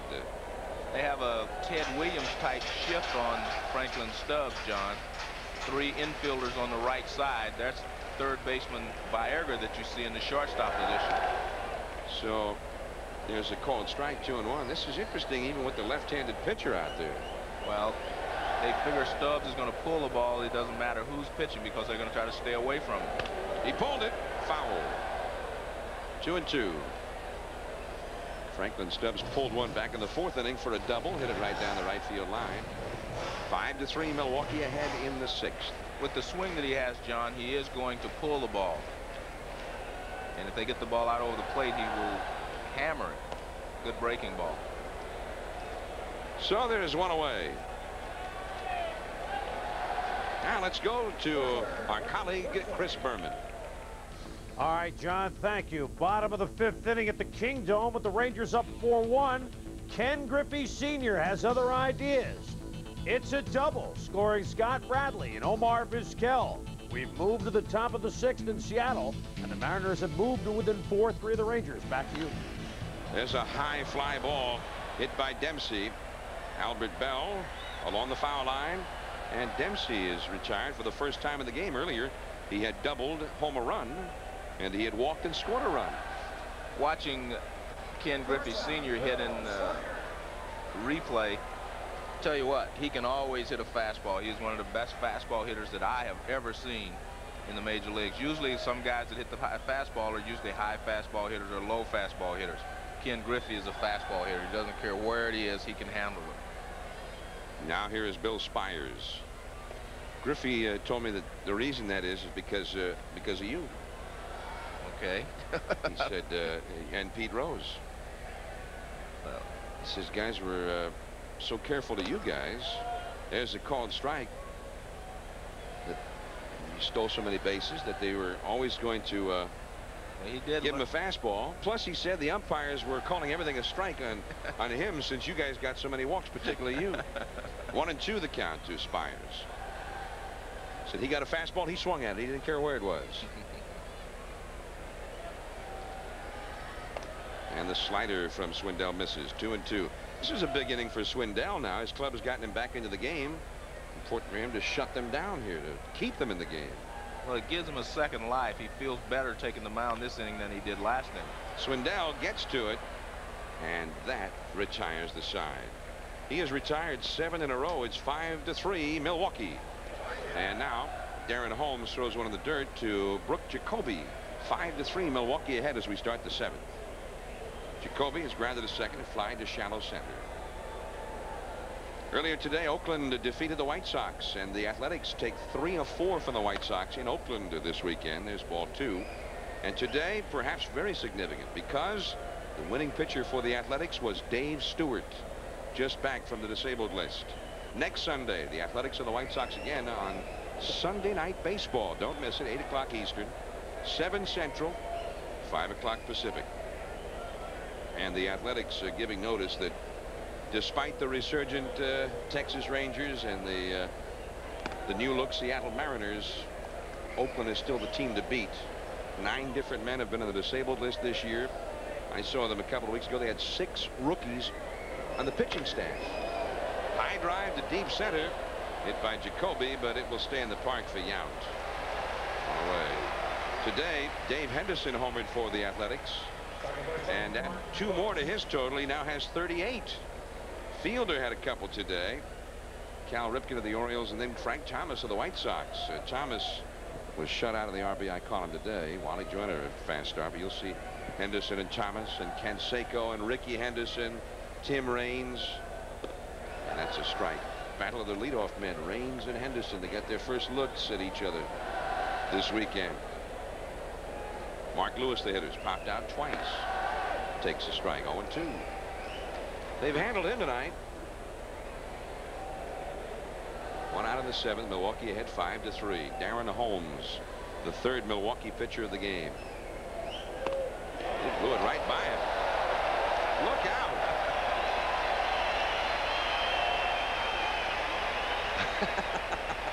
I'd like to see him do that again.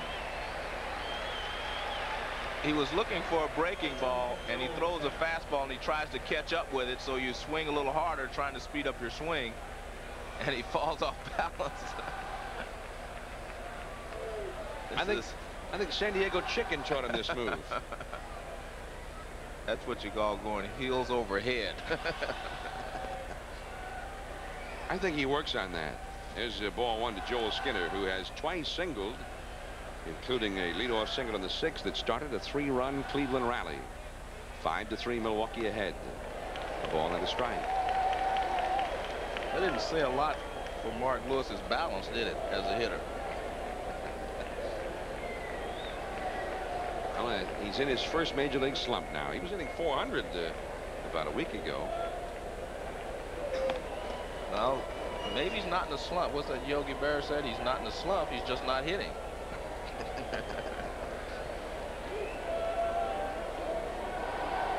He is 0 for his last 11. Just not hitting. Well, this guy's hitting 3 for 3 for Joel Skinner. And now, this message. This copyrighted telecast is presented by authority of Major League Baseball and may not be reproduced or retransmitted in any form without the express written consent of Major League Baseball. Thank you. That was a very good read. Thank you. Did it myself. Practiced all week for that. Felix Fermin, the hitter, under he takes a strike. May just go with that the rest of the year. Fermin has grounded into a double play, and he has singled and scored. Check swing foul. They like Fermin's glove so much at shortstop. He's a steady performer over there. Not spectacular, but steady. That they moved Lewis over to second base when Fermin got back and put Jerry Brown on the bench. Brown has been a pretty good performer for Cleveland the last couple of years. 1-2. Cleveland bullpen has been busy. Sean Hillegas has been warming up out there, leading us to wonder as to the future of Greg Swindell in regards to this game. Swindell's worked pretty hard already in 6 innings. Given up 5 runs. He's had 7 strikeouts.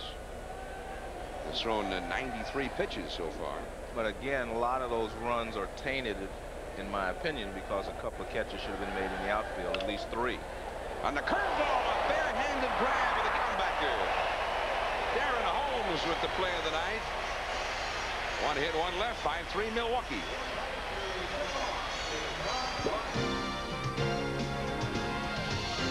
ESPN Sunday Night Baseball is brought to you by Bud Dry. Dry brewed so it drinks light, yet satisfies completely. By Ramada. Ramada for the people who get it done. By Midas. For mufflers, brakes, and shocks, nobody beats Midas. Nobody. And by HBO. Simply the best. Sunday Night Baseball from Milwaukee. Nightfall has settled over the city upon the shores of Lake Michigan. And a new pitcher coming in for Cleveland, Sean Hillegas. The score 5-3. The Brewers are leading as we go to the last of the 7th. Well, the last out in the top of the 7th was a nice play by Darren Holmes. He threw a low curveball breaking away. And when Felix Fermin hits it back up the middle, watch what Holmes does. He's off balance a little bit, leaps back, comes down with the rebound. One-handed rebound and fires to first base. What's the first thing that a manager thinks when he sees a guy try to barehand one like that? Well, he panics a little bit, especially if it's hit hard, because you can get a finger broken or something like that if you stick your hand out there on a sharply hit ground ball. Fortunately for Holmes, that was more of a chopper and wasn't hit that hard. Now the Brewers with the top of the order coming up. Paul Molitor, Willie Randolph, and Greg Vaughn against the right-hander, Greg Swindell. These 3 hitters gave against Hillegas. These 3 gave Swindell some trouble tonight. Molitor has flied out, doubled, and tripled. Scored 2, driven home 2, and he's behind the fastball. Out of play. Big crowd at County Stadium on a Sunday night this holiday weekend. They've got the big fireworks extravaganza scheduled for after the game. A ball, 1 ball, 1 strike. Sean Hillegas, one time Los Angeles Dodger farmhand, and more recently was with the Chicago White Sox. To shortstop Fermin, the one-handed pickup, the off-balance throw, and Molitor is retired, and we take you now to Chris Berman. All right, John, thank you. The 12-game winning streak of the Rangers may be in jeopardy. Boom, says Pete O'Brien in the bottom of the 6th off Bobby Witt. His 6th homer of the year ties the game at 4. They move now top 7 at the Kingdome. Back to John and Joe. Thanks, Chris. And the fireworks go off indoors there in Seattle, and it looked like Bobby Witt hung a curveball, and he paid for it there. And I'm sure that made O'Brien happy since he started his career with the Rangers. There's ball 1 to Willie Randolph. He's flied out, had a bunt single, and then he singled home a run in the 4th. He is 2 for 3. 276. Most of his career, you could just pencil him in for 276. A lot of walks and some great play at second base. Alex Cole will have to go back a little bit, but he takes care of business. 2 down in the 7th inning. See, he made a mistake there. He tried to hit it too hard. Was he thinking, Joe? Yeah, you know, just a little short line drive. Next week we'll be at the brand new Comiskey Park, and the Oakland Athletics, Dave Henderson, looking like he's going to settle in for a career year, and Frank Thomas, the great big promising young first baseman of the White Sox. And that Chicago team was the only club that really gave Oakland any kind of a threat last year. Greg Vaughn right away hits the fly ball to right. This is Huff, and the Brewers have not had a base runner since Randolph's 4th inning single.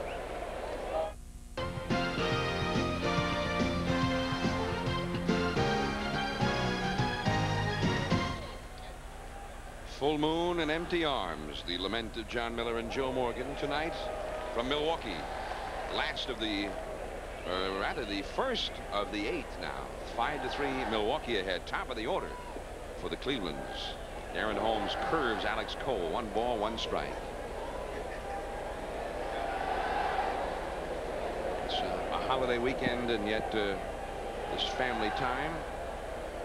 In the world of baseball, it's business as usual, putting on the show, making sure the show goes on. And America's national pastime, certainly one frequented over those holiday weekends by fans all over the country. Cole has himself a base hit. Well, here come the Indians again. Cole is now 1 for 3 with a walk, and Huff is coming up. 5-3, the Brewers out in front of the Indians in the 8th. Well, as you talked about earlier, Cole should try to hit the ball on the ground. This is a fastball in. You see his bat goes over the top of it, hits it on the ground, pulls it in the hole, base hit. And that pitcher's up there where it's easy for a guy to end up hitting it in the air, too. That is the barrel of the bat over the top of the ball. That's all you need to do. Concentrate on it. Now Mike Huff has struck out. He's walked and had a 2-run single. Big hit back in the 6th with the bases loaded. He drove in the first 2 Cleveland runs. 0-1 the count.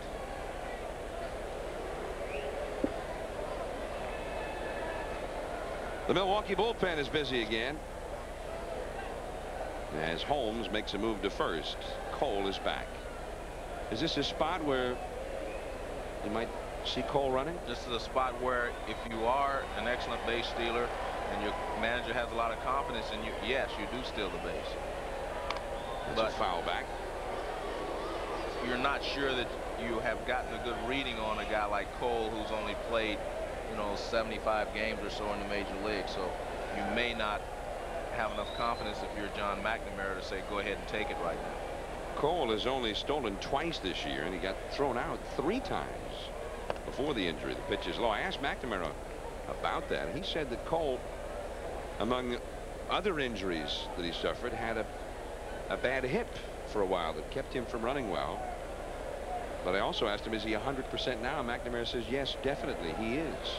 Well, you have a breaking ball pitcher on the mound, and he's ahead in the count, which means he'll go to breaking ball, which makes me wrong again for the 90th time tonight. No, but, first time tonight. Yeah, but if you're a base stealer, you know 2-2, Darren Holmes' best pitch is a breaking ball. So this is the time he's going to throw it. And if you're going to try to steal a base, this is a good time.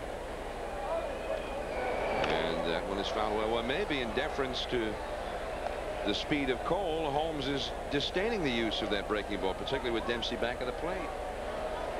Well, Dempsey has shown that he can make the accurate throw tonight. So given the opportunity, He feels that he can get him. Dempsey, that's one thing I've always admired about him. He never called a game according to the base runners. Is that breaking ball fouled straight back? He always called the game according to the hitter. I learned that in the '83 World Series when I played against him, watching him from the bench. He called the game to get the hitter out, not to protect himself against the runner. Well, Dempsey has handled some outstanding pitching staffs over the years with Palmer, McGregor, Flanagan. Cuellar. Now pop-up, foul ground. Stubbs has room. Out number 1. And Albert Bell comes up, which could be another reason as you see Chuck Krim, the right-hander, warming up. Ray Burris, the pitching coach, the bullpen coach, right alongside. Another reason Cole might have stayed put, in addition to perhaps McNamara not having full confidence in his ability down by 2, is that he being on first makes Bell the possible tying run. Right. Well, if you're going to steal a base when you're 2 runs down, you have to be sure that you're going to make it. What does that mean? It means you have to make sure you get an excellent jump, not just your normal jump. And it looks like Holmes using that little slide step there too, quickening the delivery. 0-1 to Bell. Bell entered the game in the 6th inning and hit into a double play. They're playing him to pull. And there's a long drive. This should tie it up. Young going back, and it's all tied up, and Albert Bell has done it. Number 9 for Bell. And that is quite a shot. And John McNamara knew exactly what he was doing. And that is a big part of the ballpark. That's 392 area out there. And it was a hanging curveball. And Bell put a charge into it.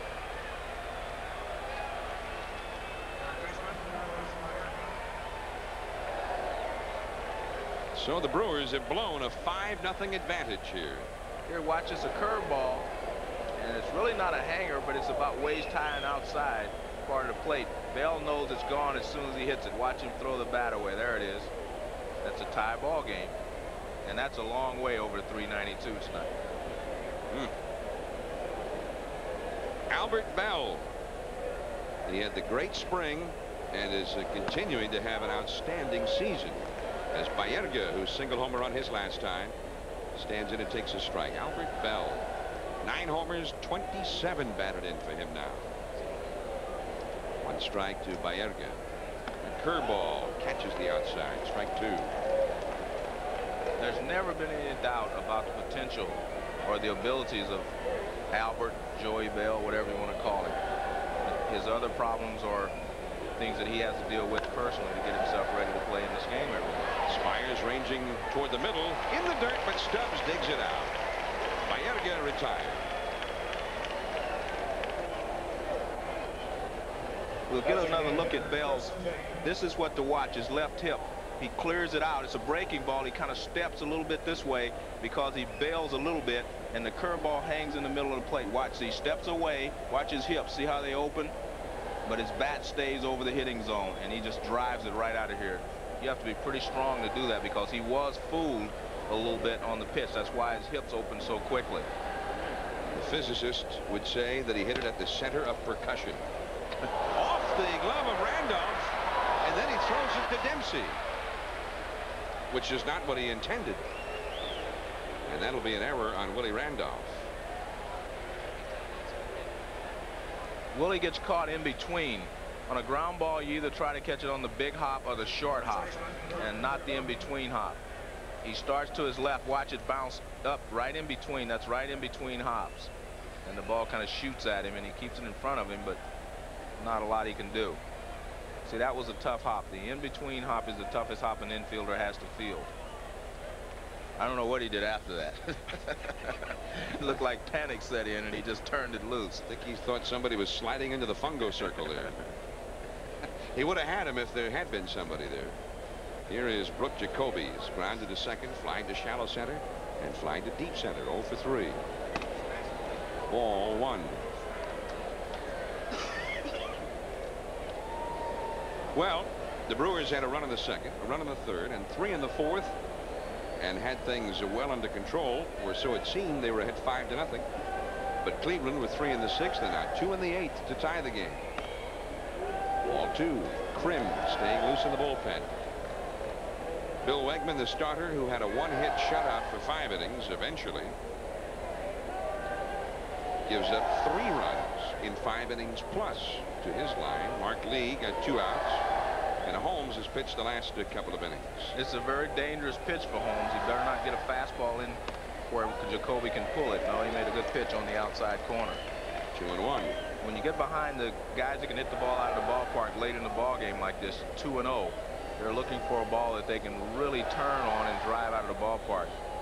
But Holmes got it over the outside corner. Good pitch. 2-1 to Jacoby.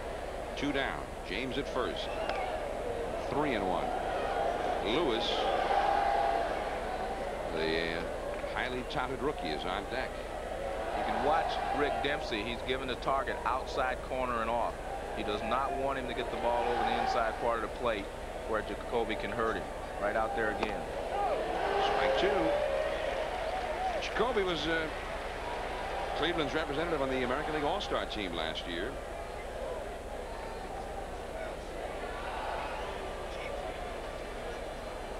Stubbs playing behind James now with 2 down. There goes James. Broken bat bouncer slowly hit third base side. Let it roll. It hits the bag.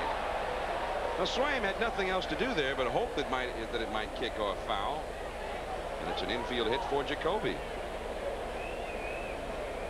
Well, Dempsey is such a smart catcher. He pitched him outside, outside, outside, and then he comes inside 3-2, and he just shatters Jacoby's bat. That's what you call getting deep in the kitchen.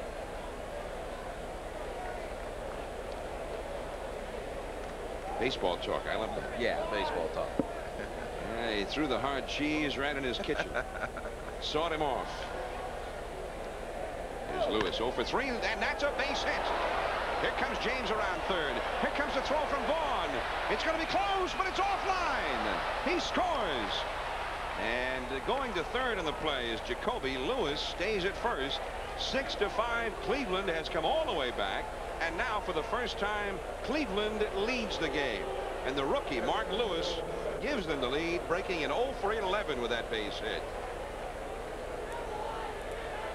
First pitch is a fastball, and Lewis lines it past the diving Spires. Vaughn comes up and fires to the plate. It looks like it's going to be a play at the plate. And what I don't understand is why James goes in head first right there. If Dempsey could have caught the ball and blocked him off, he was going to be in trouble right here. But Dempsey has the plate completely blocked, as you can see. And James maybe was going after Dempsey, just going to knock him off of the plate. Well, we got a new pitcher, and what I don't understand is why Lewis is still at first base. That's a good point. But here again, you don't be critical. You don't criticize everything. I'm not being critical. I just don't understand it. That's all. 6-5, and Chuck Krim is coming on to try and hold the line right now. Runners at first and third, and 2 down.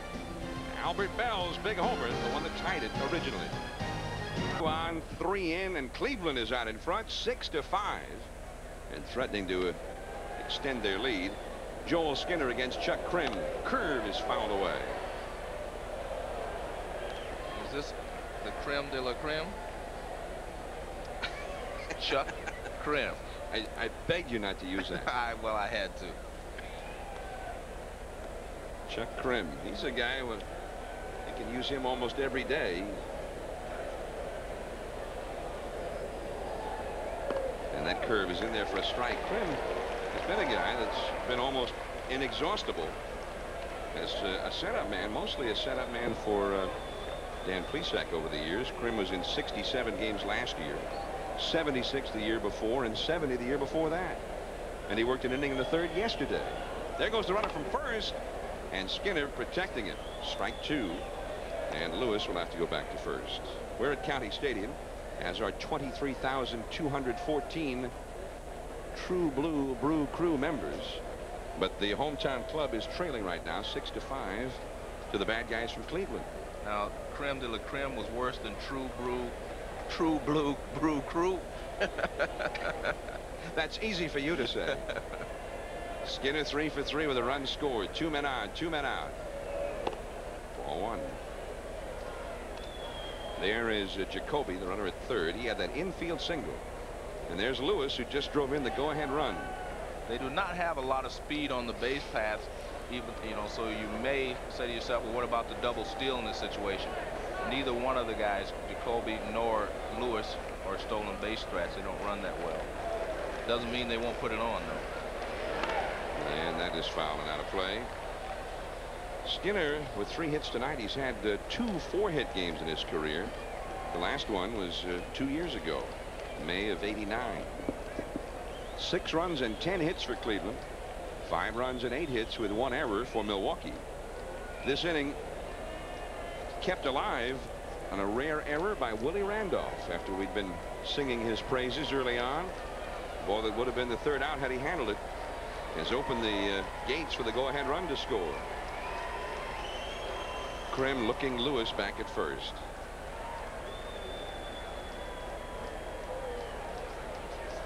Felix Fermin, the 9th place hitter, on deck. Skinner is the 8th man to come to bat in this inning for Cleveland. The 1-2 pitch. Curveball, a check swing. 2-2. Saved by Dempsey. Well, Dempsey, as I mentioned, will call any pitch that he thinks can get the hitter out. With that runner at third, the last thing you want is a wild pitch, but he stays in front of it, blocks it, and no one can advance. Dempsey used to say when he was younger, the runner at third in that spot, he said, any ball that gets past him should be called a pass ball, because he said his job is just to make sure it doesn't do it. Little tap.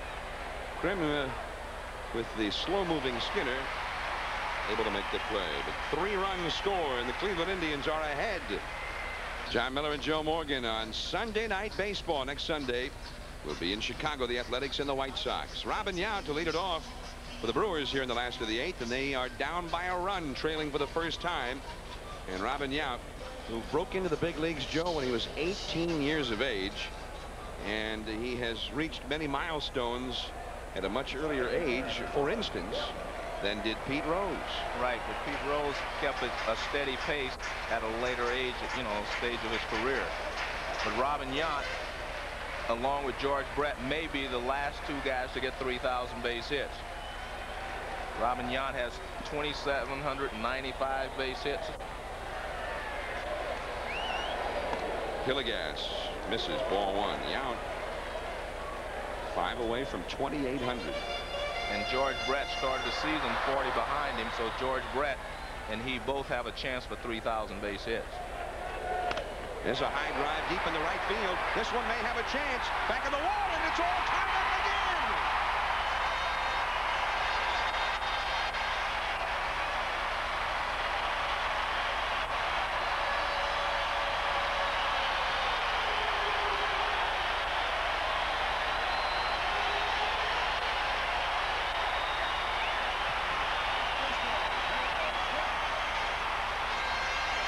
If you take a look at Robin Yount's career, you'll find that he hits home runs, a lot of home runs to right field, center field, and left field. And in this case, he takes a high fastball and drives it over the right field wall. Now Swain, batting left-handed, takes a strike from Hillegas. And now he has 2,796 base hits. And he also has 9 home runs and 30 RBIs. As I mentioned before, he is having an MVP type of season. And that's low. 1 ball, 1 strike. And Yount coming back from his worst season ever a year ago. He had 247 last year, the lowest of his career. Down the left field line, but foul. 1-2 the count.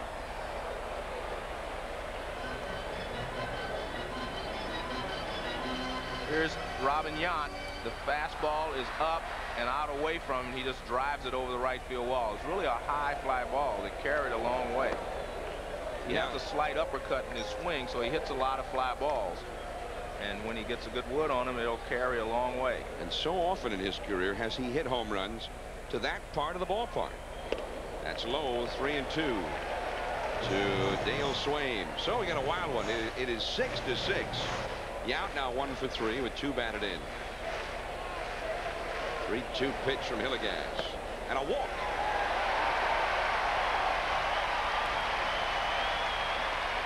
Robin Yount.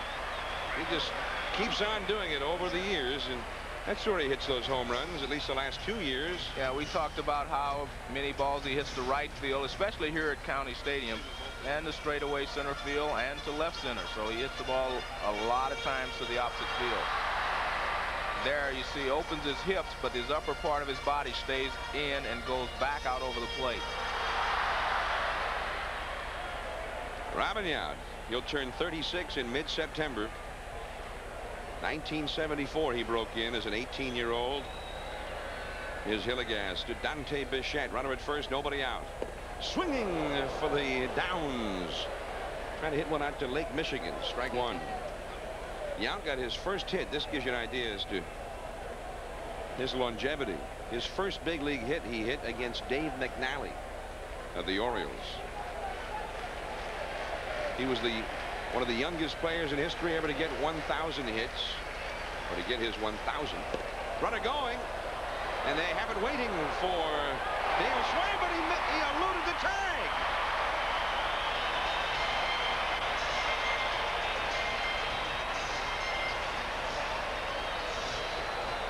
He was Houdini on that stolen base. Well, it's more a mistake by the second baseman again. And we mentioned the inexperience of Lewis at second base. Now watch, the ball gets there in plenty of time. What he should do is just drop his whole body in front of second base, and there's no way that they can get there. You just drop down in front, and there you see Skinner's reaction, but you just drop down in front of the base and they can't get there. 2-strike pitch to Bichette is low. Nobody's out in the inning, so Bichette would like to get Swain to third if he could. This is a situation where with 2 strikes and a guy like Bichette, who is a free swinger, he has to go ahead and take a shot at trying to drive the guy in.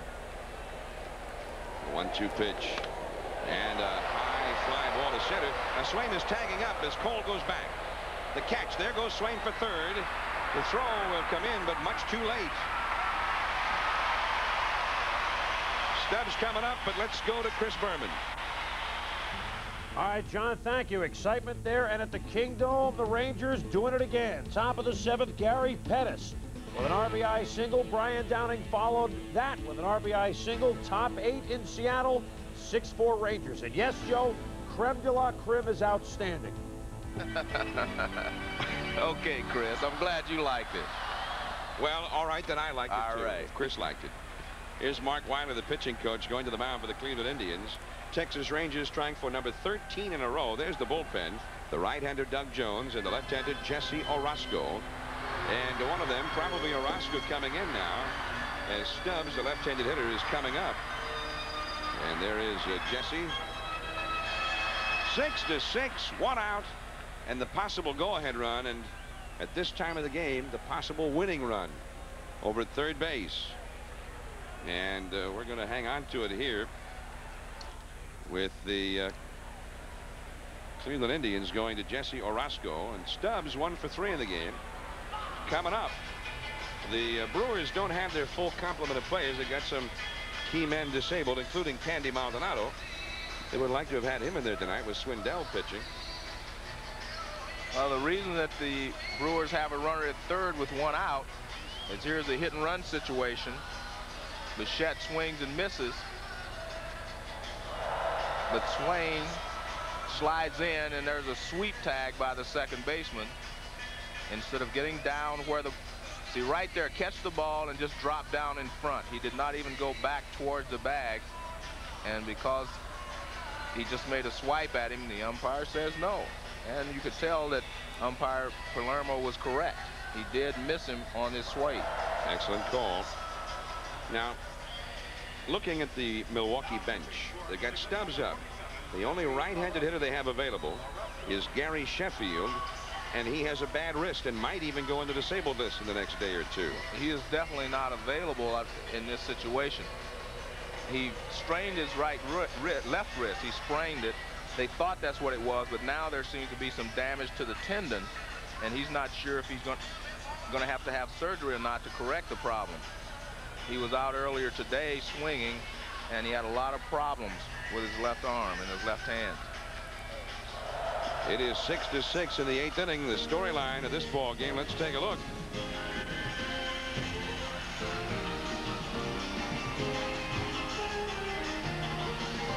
It was all Milwaukee early.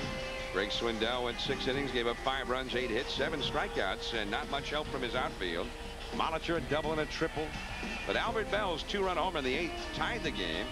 Then Robin Yount's solo homer in the last of the 8th tied it again. Some of the highlights. That's not a complete story. No, because there are a lot of moves that have been made that some worked, some didn't. There's Albert Bell in left field. He came on in the 6th inning as a pinch hitter after a pitching change. And there's Robin Yount. Well, his moves have worked well today. Robin Yount, and the move to bring Albert Bell into the ball game has certainly worked for the Cleveland Indians. Jesse Orozco. Who will ever forget the picture of him after getting the final out of the 1986 World Series, tossing his glove high into the air. The celebration began. When he threw a little harder, he was especially tough on left-handers because he kind of throws that crossfire. He sidearms the ball. And when he had a real good fastball, he could tail the fastball back in on the left-handed hitter and then throw the curveball or the slider that would break away. And that would really keep you honest with the fastball coming back in. Now he doesn't throw as hard, and he uses basically the slider to get the left-handers out. So he's not quite as tough on left-handed hitters now as he was when he was a star with the New York Mets. There's the runner at third, the possible go-ahead run. Swaim at third. 1 out. The infield comes in on the left side and halfway on the right side. The outfield is deep. Stubbs 1 for 3 in the game. Curveball is low. 2 former National Leaguers here. And Stubbs went 1 for 4 against Orozco when they were both in the National League. Stubbs has not been very productive so far this year for the Brewers. He's a good low ball hitter, and Orozco will be throwing low sliders. Good fastball right on the inside corner, right in under the hand. 1 ball, 1 strike. That's the pitch that he used to keep you honest before, and he had a little more pop on it. This is the loudest public address system in the history of the world. To get them to turn it down a little bit over there. We enjoyed just hearing the crowd. 1 ball, 1 strike to Stubbs. Dempsey on deck. We got the right-handed Jones in the bullpen, but also Tom Trebelhorn has a bench full of left-handed hitters. If McNamara decides to go to Jones. If you're Stubbs in this situation, you want to hit a fly ball at worst, if not a base hit. So what you have to do is get a little bit of an uppercut in your swing right here. And the breaking ball in there, strike 2. A ball and 2 strikes. Now with 2 strikes, you just try to hit it hard someplace. When you walk to the plate with a winning run on third, you should have a game plan of your own against the pitcher on the mound. You should know what he's going to try to do to get you out. You should know what his best pitch is, and you have to adjust to that. Here it comes. He struck him out, and he got him chasing the bad ball. The slider way outside. The one thing that I knew, and I'm sure Stubbs knew when he came up to plate, was that he was going to get breaking balls from Orozco. This one is not even close. The one he should have hit was a 2-strike pitch. The breaking ball that started on the inside part of the plate and went to the middle of the plate, but he seemed to be fooled on it. Now McNamara has a decision here. You've got Dempsey with first base open. The man on deck is a left-handed hitter, Billy Spires. Why pitch to Dempsey? Well, that's why he's out there. He wants to know how Orozco feels about it. Dempsey and Orozco were teammates with the Los Angeles Dodgers in the World's Championship season 1988. These are the decisions that the managers are paid to make right here, and just say, well, either I'm going to pitch to Dempsey or I'm going to go ahead and walk him and pitch to Bill Spires. It's really not that tough a decision. It's just knowing your personnel, knowing how well he stacks up against Dempsey, or whether he stacks up better against Bill Spires. And again, the only right-handed hitter on the roster is hurt. Gary Sheffield not available. So if they walk Dempsey, it would be Orozco and Spires, 2 lefties. They're going to go after Dempsey here. Ball 1, or at least, well, they're not going to walk him intentionally. Right. Ball 1. Dempsey has doubled home a run. He has walked and scored a run, and he has flied out to left. 1 for 2. 6-6, last of the 8th. Runner at third, 2 down. The infield back now. And a great save by Skinner. Otherwise, the Brewers are already ahead. to me, one of the worst things in Major League Baseball is pitching around a guy, trying to get a guy to chase a bad pitch, because you're subject to throwing a pitch in the dirt or throwing a pitch away, and the guy trots in on a wild pitch. Either you go after the guy or you walk him. Pitching around him is too tough. Jesse Orozco and Rick Dempsey, two veterans, fouled it straight back. Now he goes after him. Go figure. Right. Here's what Trebelhorn has on his bench. Surhoff, Brock, Gantner, and Carrillo, all left-handed hitters. Sheffield technically is on the bench, but again, he's not available. 2-1 to Dempsey. Interestingly, Dempsey and Orozco have more than 26 years of big league experience between them, and they have never faced until right now. Strike two with the breaking ball. 2-2. Dempsey did something very interesting there. He did a little tap dance with his left foot. He knew a breaking ball was coming, and he was trying to tag it. Watch this. See how he steps up in the batter's box? He knew a breaking ball was coming, and he was trying to time it, but it didn't work. 2-2 pitch. He struck him out with a slider. They went after him, and they got him. That's the way to do it. Go after him. Strike him out. It'll be Fermin, and then the top of the order, Cole and Huff. We're heading to the 9th inning, and there you see it. Cleveland 6, Milwaukee 6. Sports Center on ESPN. Top stories, of course, the Lakers and the Blazers. 4th game of their series, the Indy 500, and a conversation with Michael Jordan. 6-6, 9th inning.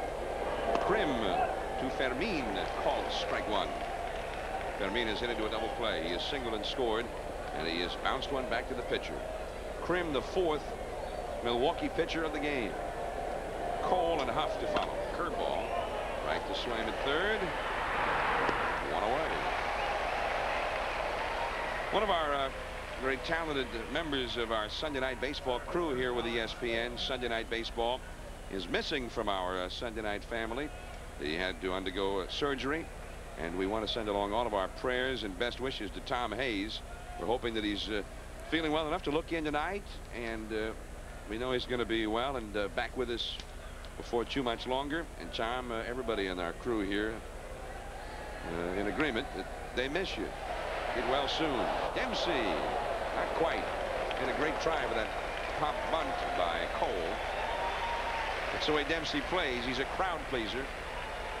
But Tom, again, if you are looking in tonight, all of our best to you, and we miss you. That's from all of us here at ESPN.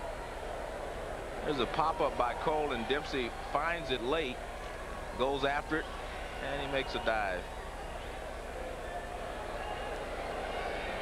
Alex Cole, 1 for 3 with a walk, been aboard twice and scored twice. That's his job.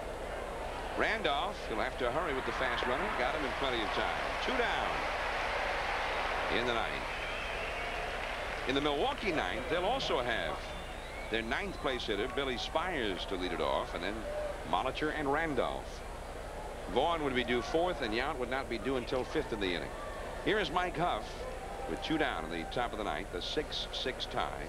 And if he can reach base, that will keep the inning going for Albert Bell. That's what the Indians would love to see. 6-6, 9th inning. There's ball 1. Second day in a row, they've got a wild one going here at County Stadium. Yesterday's game here, Cleveland had it won, seemingly, as Bell gets loose on deck. Cleveland was ahead 3-0 in the 8th, and then was behind 4-3 going to the 9th, and won it. There's a called strike, 2-1 to Huff. Huff is 1 for 3, got a big bases loaded single in the 6th to start the Cleveland comeback. They were trailing 5-0 at the time. Called strike 2. 6 runs and 10 hits for Cleveland, 5 left. The Indians have had 9 singles and the 1 homer by Bell. 6 runs, 9 hits for Milwaukee. Here is Spires. And Bell won't get his shot here in the inning. Spires, Molitor, and Randolph coming up. Last of the 9th. It's all tied at 6. Out of Auburn University. So here we go. John Miller, Joe Morgan with you. I don't know, Joe. What do you think? Extra innings? I'm not going to make any prediction, John. This is a pretty good ball game. I'm just going to enjoy it. Out of action, 6-6. It's been sort of like an NBA game. Brewers looked like they were blowing out the Cleveland Indians, but then Cleveland came storming back and eventually took the lead. Here is Spires, the left-handed hitter, taking strike one from the left-hander. Now the right-handed Doug Jones is staying up in the bullpen because after Spires, you've got Molitor, Randolph, Vaughn, and Yount, 4 right-handed swingers in a row. Into left center field. On the run, Bell. He'll have to play it on the bounce. A base hit for Spires. So much for the percentages. First hit of the game for Spires. And you see Don Baylor giving his approval, saying take that sidearm slider the other way. That's exactly what Bill Spires does here. It's a slider up a little bit, and he just goes the other way with it. Good piece of hitting. And Mark Wiley, the pitching coach, goes to the mound and takes the ball from Orozco. So we're going to get a pitching change. By the way, ironically, Spires against left-handed pitching this year had been 3 for 26. He'd been almost an automatic out. Molitor is coming up, and Doug Jones is coming in. Perhaps the game is coming to a conclusion. Night baseball from County Stadium in Milwaukee. More than 24,000 people in the ballpark, and it's been a wild one. The Brewers 6, Cleveland 6, and Milwaukee, which once blew a 5-0 lead, trying now to win the ball game anyway. The last of the ninth, and the man who has been the Cleveland Indians closer and one of the best for the last 3 or 4 years, Doug Jones, comes on right now trying to regain his form. He has been getting knocked around big time the last month or so. Well, he was just renamed the close on Tuesday and went right out and blew another save. He had been taking that job, the closer's job, had been taken away from him for a while, but it was given back the other day, and he hasn't been consistent. But this guy is a good pitcher. He, you know, we have a lot of times you get a pitcher, especially a relief pitcher, who starts off very slowly, and he doesn't get a chance to go out there enough so that he can straighten himself out. But according to the Cleveland people I talked to, he was overstriding. He was striding too far, and now they've cut his stride down, and the ball seems to have a little more pop on it. So we'll see what happens from here on in. Don't forget, right after the ball game, Sports Center with all the day's highlights in the world of sports. Don't miss it. It's right after the game. Here is Paul Molitor. He's flying to shallow center. He has doubled and scored. He has hit a 2-run triple and scored, and he's grounded a short. 2 for 4, and he's had a hand in 4 runs. Facing Jones now. The bunt is on, but a pitch out. Ball 1. Now, in his career, Molitor against Jones has 1 hit in 10 at-bats. They've not had success with him. Well, the pitch out was to make sure that they didn't have the hit and run on, and they wanted to find out if Molitor was going to bunt. He squares around and he bunts it foul. He has not had a sacrifice bunt this year, nor did he have one last year. He's not had one since 1989. Treble horn with the signs from the dugout. I think you put it best early. You said the Brewers cannot afford to lose this ball game. Thus, you will see Treblehorn pull out all the stops that he can in this inning to get the runner in. And he has Jim Gantner, a left-handed hitter, in the on-deck circle, with Randolph due next. Back to the bag is Spires. Colby on the bag with him over there. 6-6, last of the ninth. Baerga very shallow at third. There's the runner, Spires. Medium-sized lead. The bunt popped in the air again, foul. This is very unusual. A guy that handles the bat as well as Molitor does, and for him not to be able to get the bunt down. But we all know bunting is a lost art. What he's doing here is letting the barrel of the bat drop below the ball. Watch how the barrel drops below the ball. Right there. And that's why he pops it foul. You've got to keep the barrel above the ball and just kind of play catch. I know how to bunt, I just can't.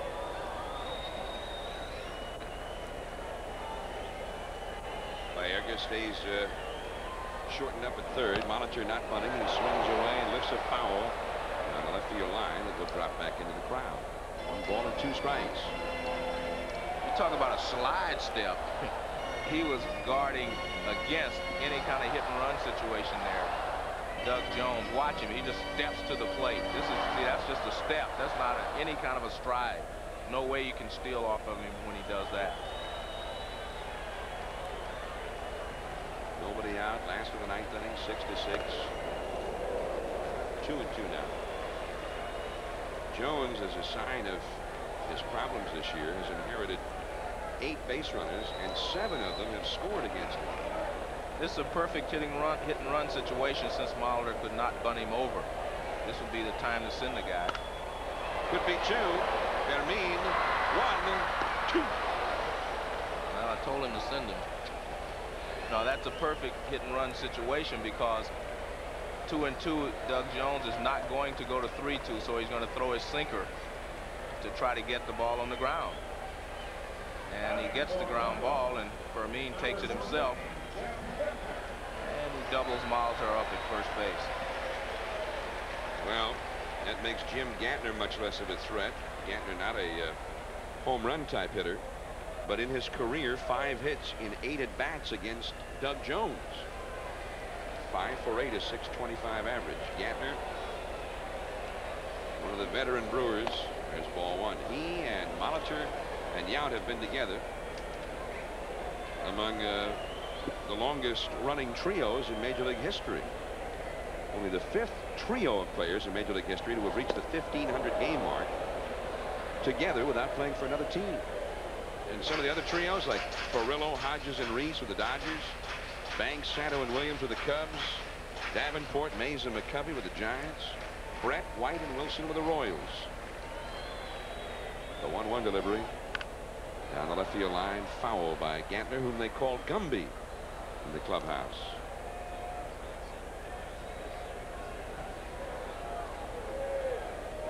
Two down. Doug Jones trying to send this game into extra innings here. A 1-2 pitch, and we're going to the 10th. Albert Bell will lead it off, then Baerga and James. Big hitters coming up for the Indians, tied after 9. Into extra innings on Sunday Night Baseball from Milwaukee.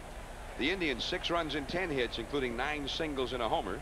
The Brewers 6 runs and 10 hits, including 5 doubles, a triple, and a homer, and 3 singles. But Albert Bell, the only extra base hit for Cleveland, and he made it count. A 2-run blast in the 8th inning that tied the game. It was a breaking ball from Holmes, a curveball, and he just hit it over the left field wall, way over. So here he is now to try and do it again. 6-6 in the 10th. Chuck Krim, the 4th Milwaukee pitcher of the game, came on in the 8th inning and has retired everybody he's faced. There's ball 1. Jim Gantner stays in the game to play second base after he pinch hit for Randolph. Looks like the Brewers might have something going there in the 9th inning, but they really self-destructed. Curveball from deep in the hole. Spires in the long throw. Got him. Nice play.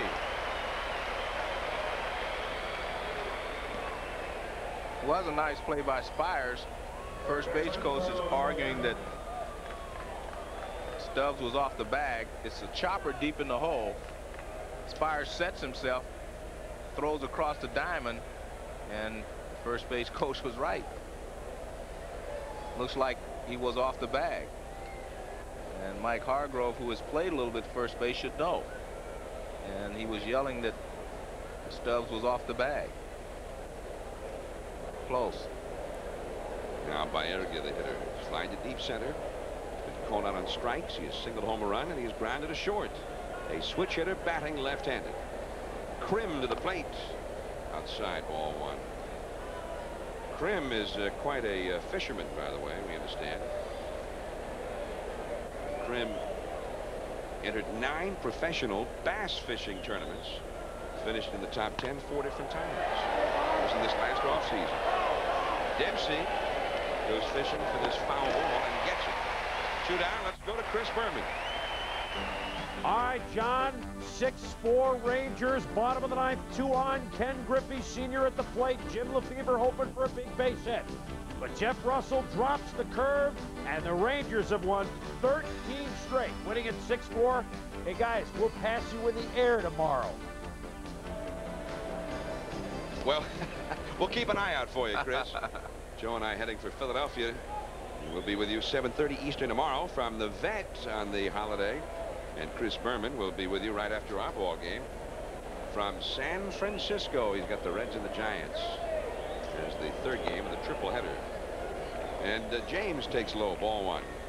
So the Texas Rangers 24-14 now. And they have the best record in all of the American League, and they are just a half game ahead, however, of the Oakland Athletics. Here is James. So Texas playing some of the best ball in the history of the franchise. And Oakland with some of the worst injury problems that they have ever had, and yet just a half game up on Oakland. Nice to see the Rangers and the Mariners doing well, though. But quite a weekend for Texas. They went in and swept the Mariners in Seattle. James right back to Krim. And Krim has retired 7 in a row. Vaughn, then Yount and Swain. Yount due second. We go to the last of the 10th. The game is tied at 6. To the 10th, nothing has been resolved at County Stadium in Milwaukee, our ESPN Sunday night baseball game. The Brewers coming up with Vaughn, Yount, and Swain, last of the 10th. Don't forget, next Sunday night, 8 o'clock Eastern, 5 o'clock Pacific, 7 o'clock Central, 6 o'clock Mountain Time, 9:30 Newfoundland. It'll be the Oakland Athletics, 3-time defending American League champions, against the Chicago White Sox from the new Comiskey Park.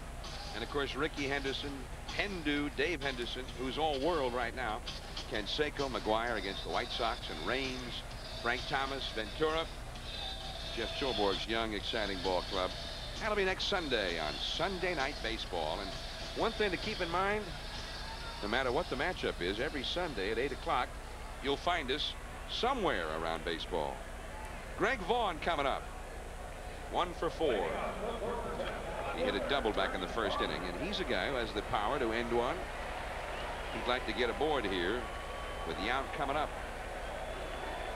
The Cleveland Indians are now guarding the foul lines. Baerga standing right next to the bag at third, and Jacoby, the first baseman, is deep and along the first base line. And the outfield is extremely deep all the way around. And Jones throws him a called strike.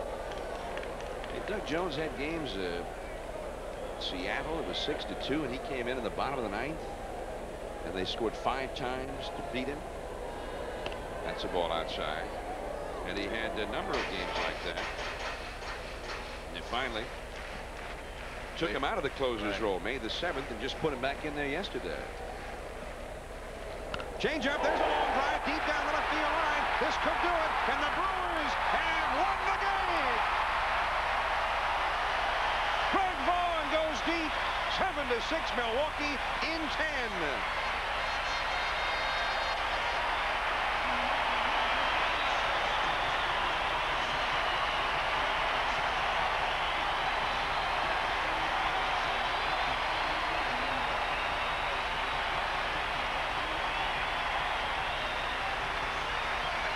Well, Doug Jones threw him a high-hanging curveball, and there was no doubt about it when it left the bat.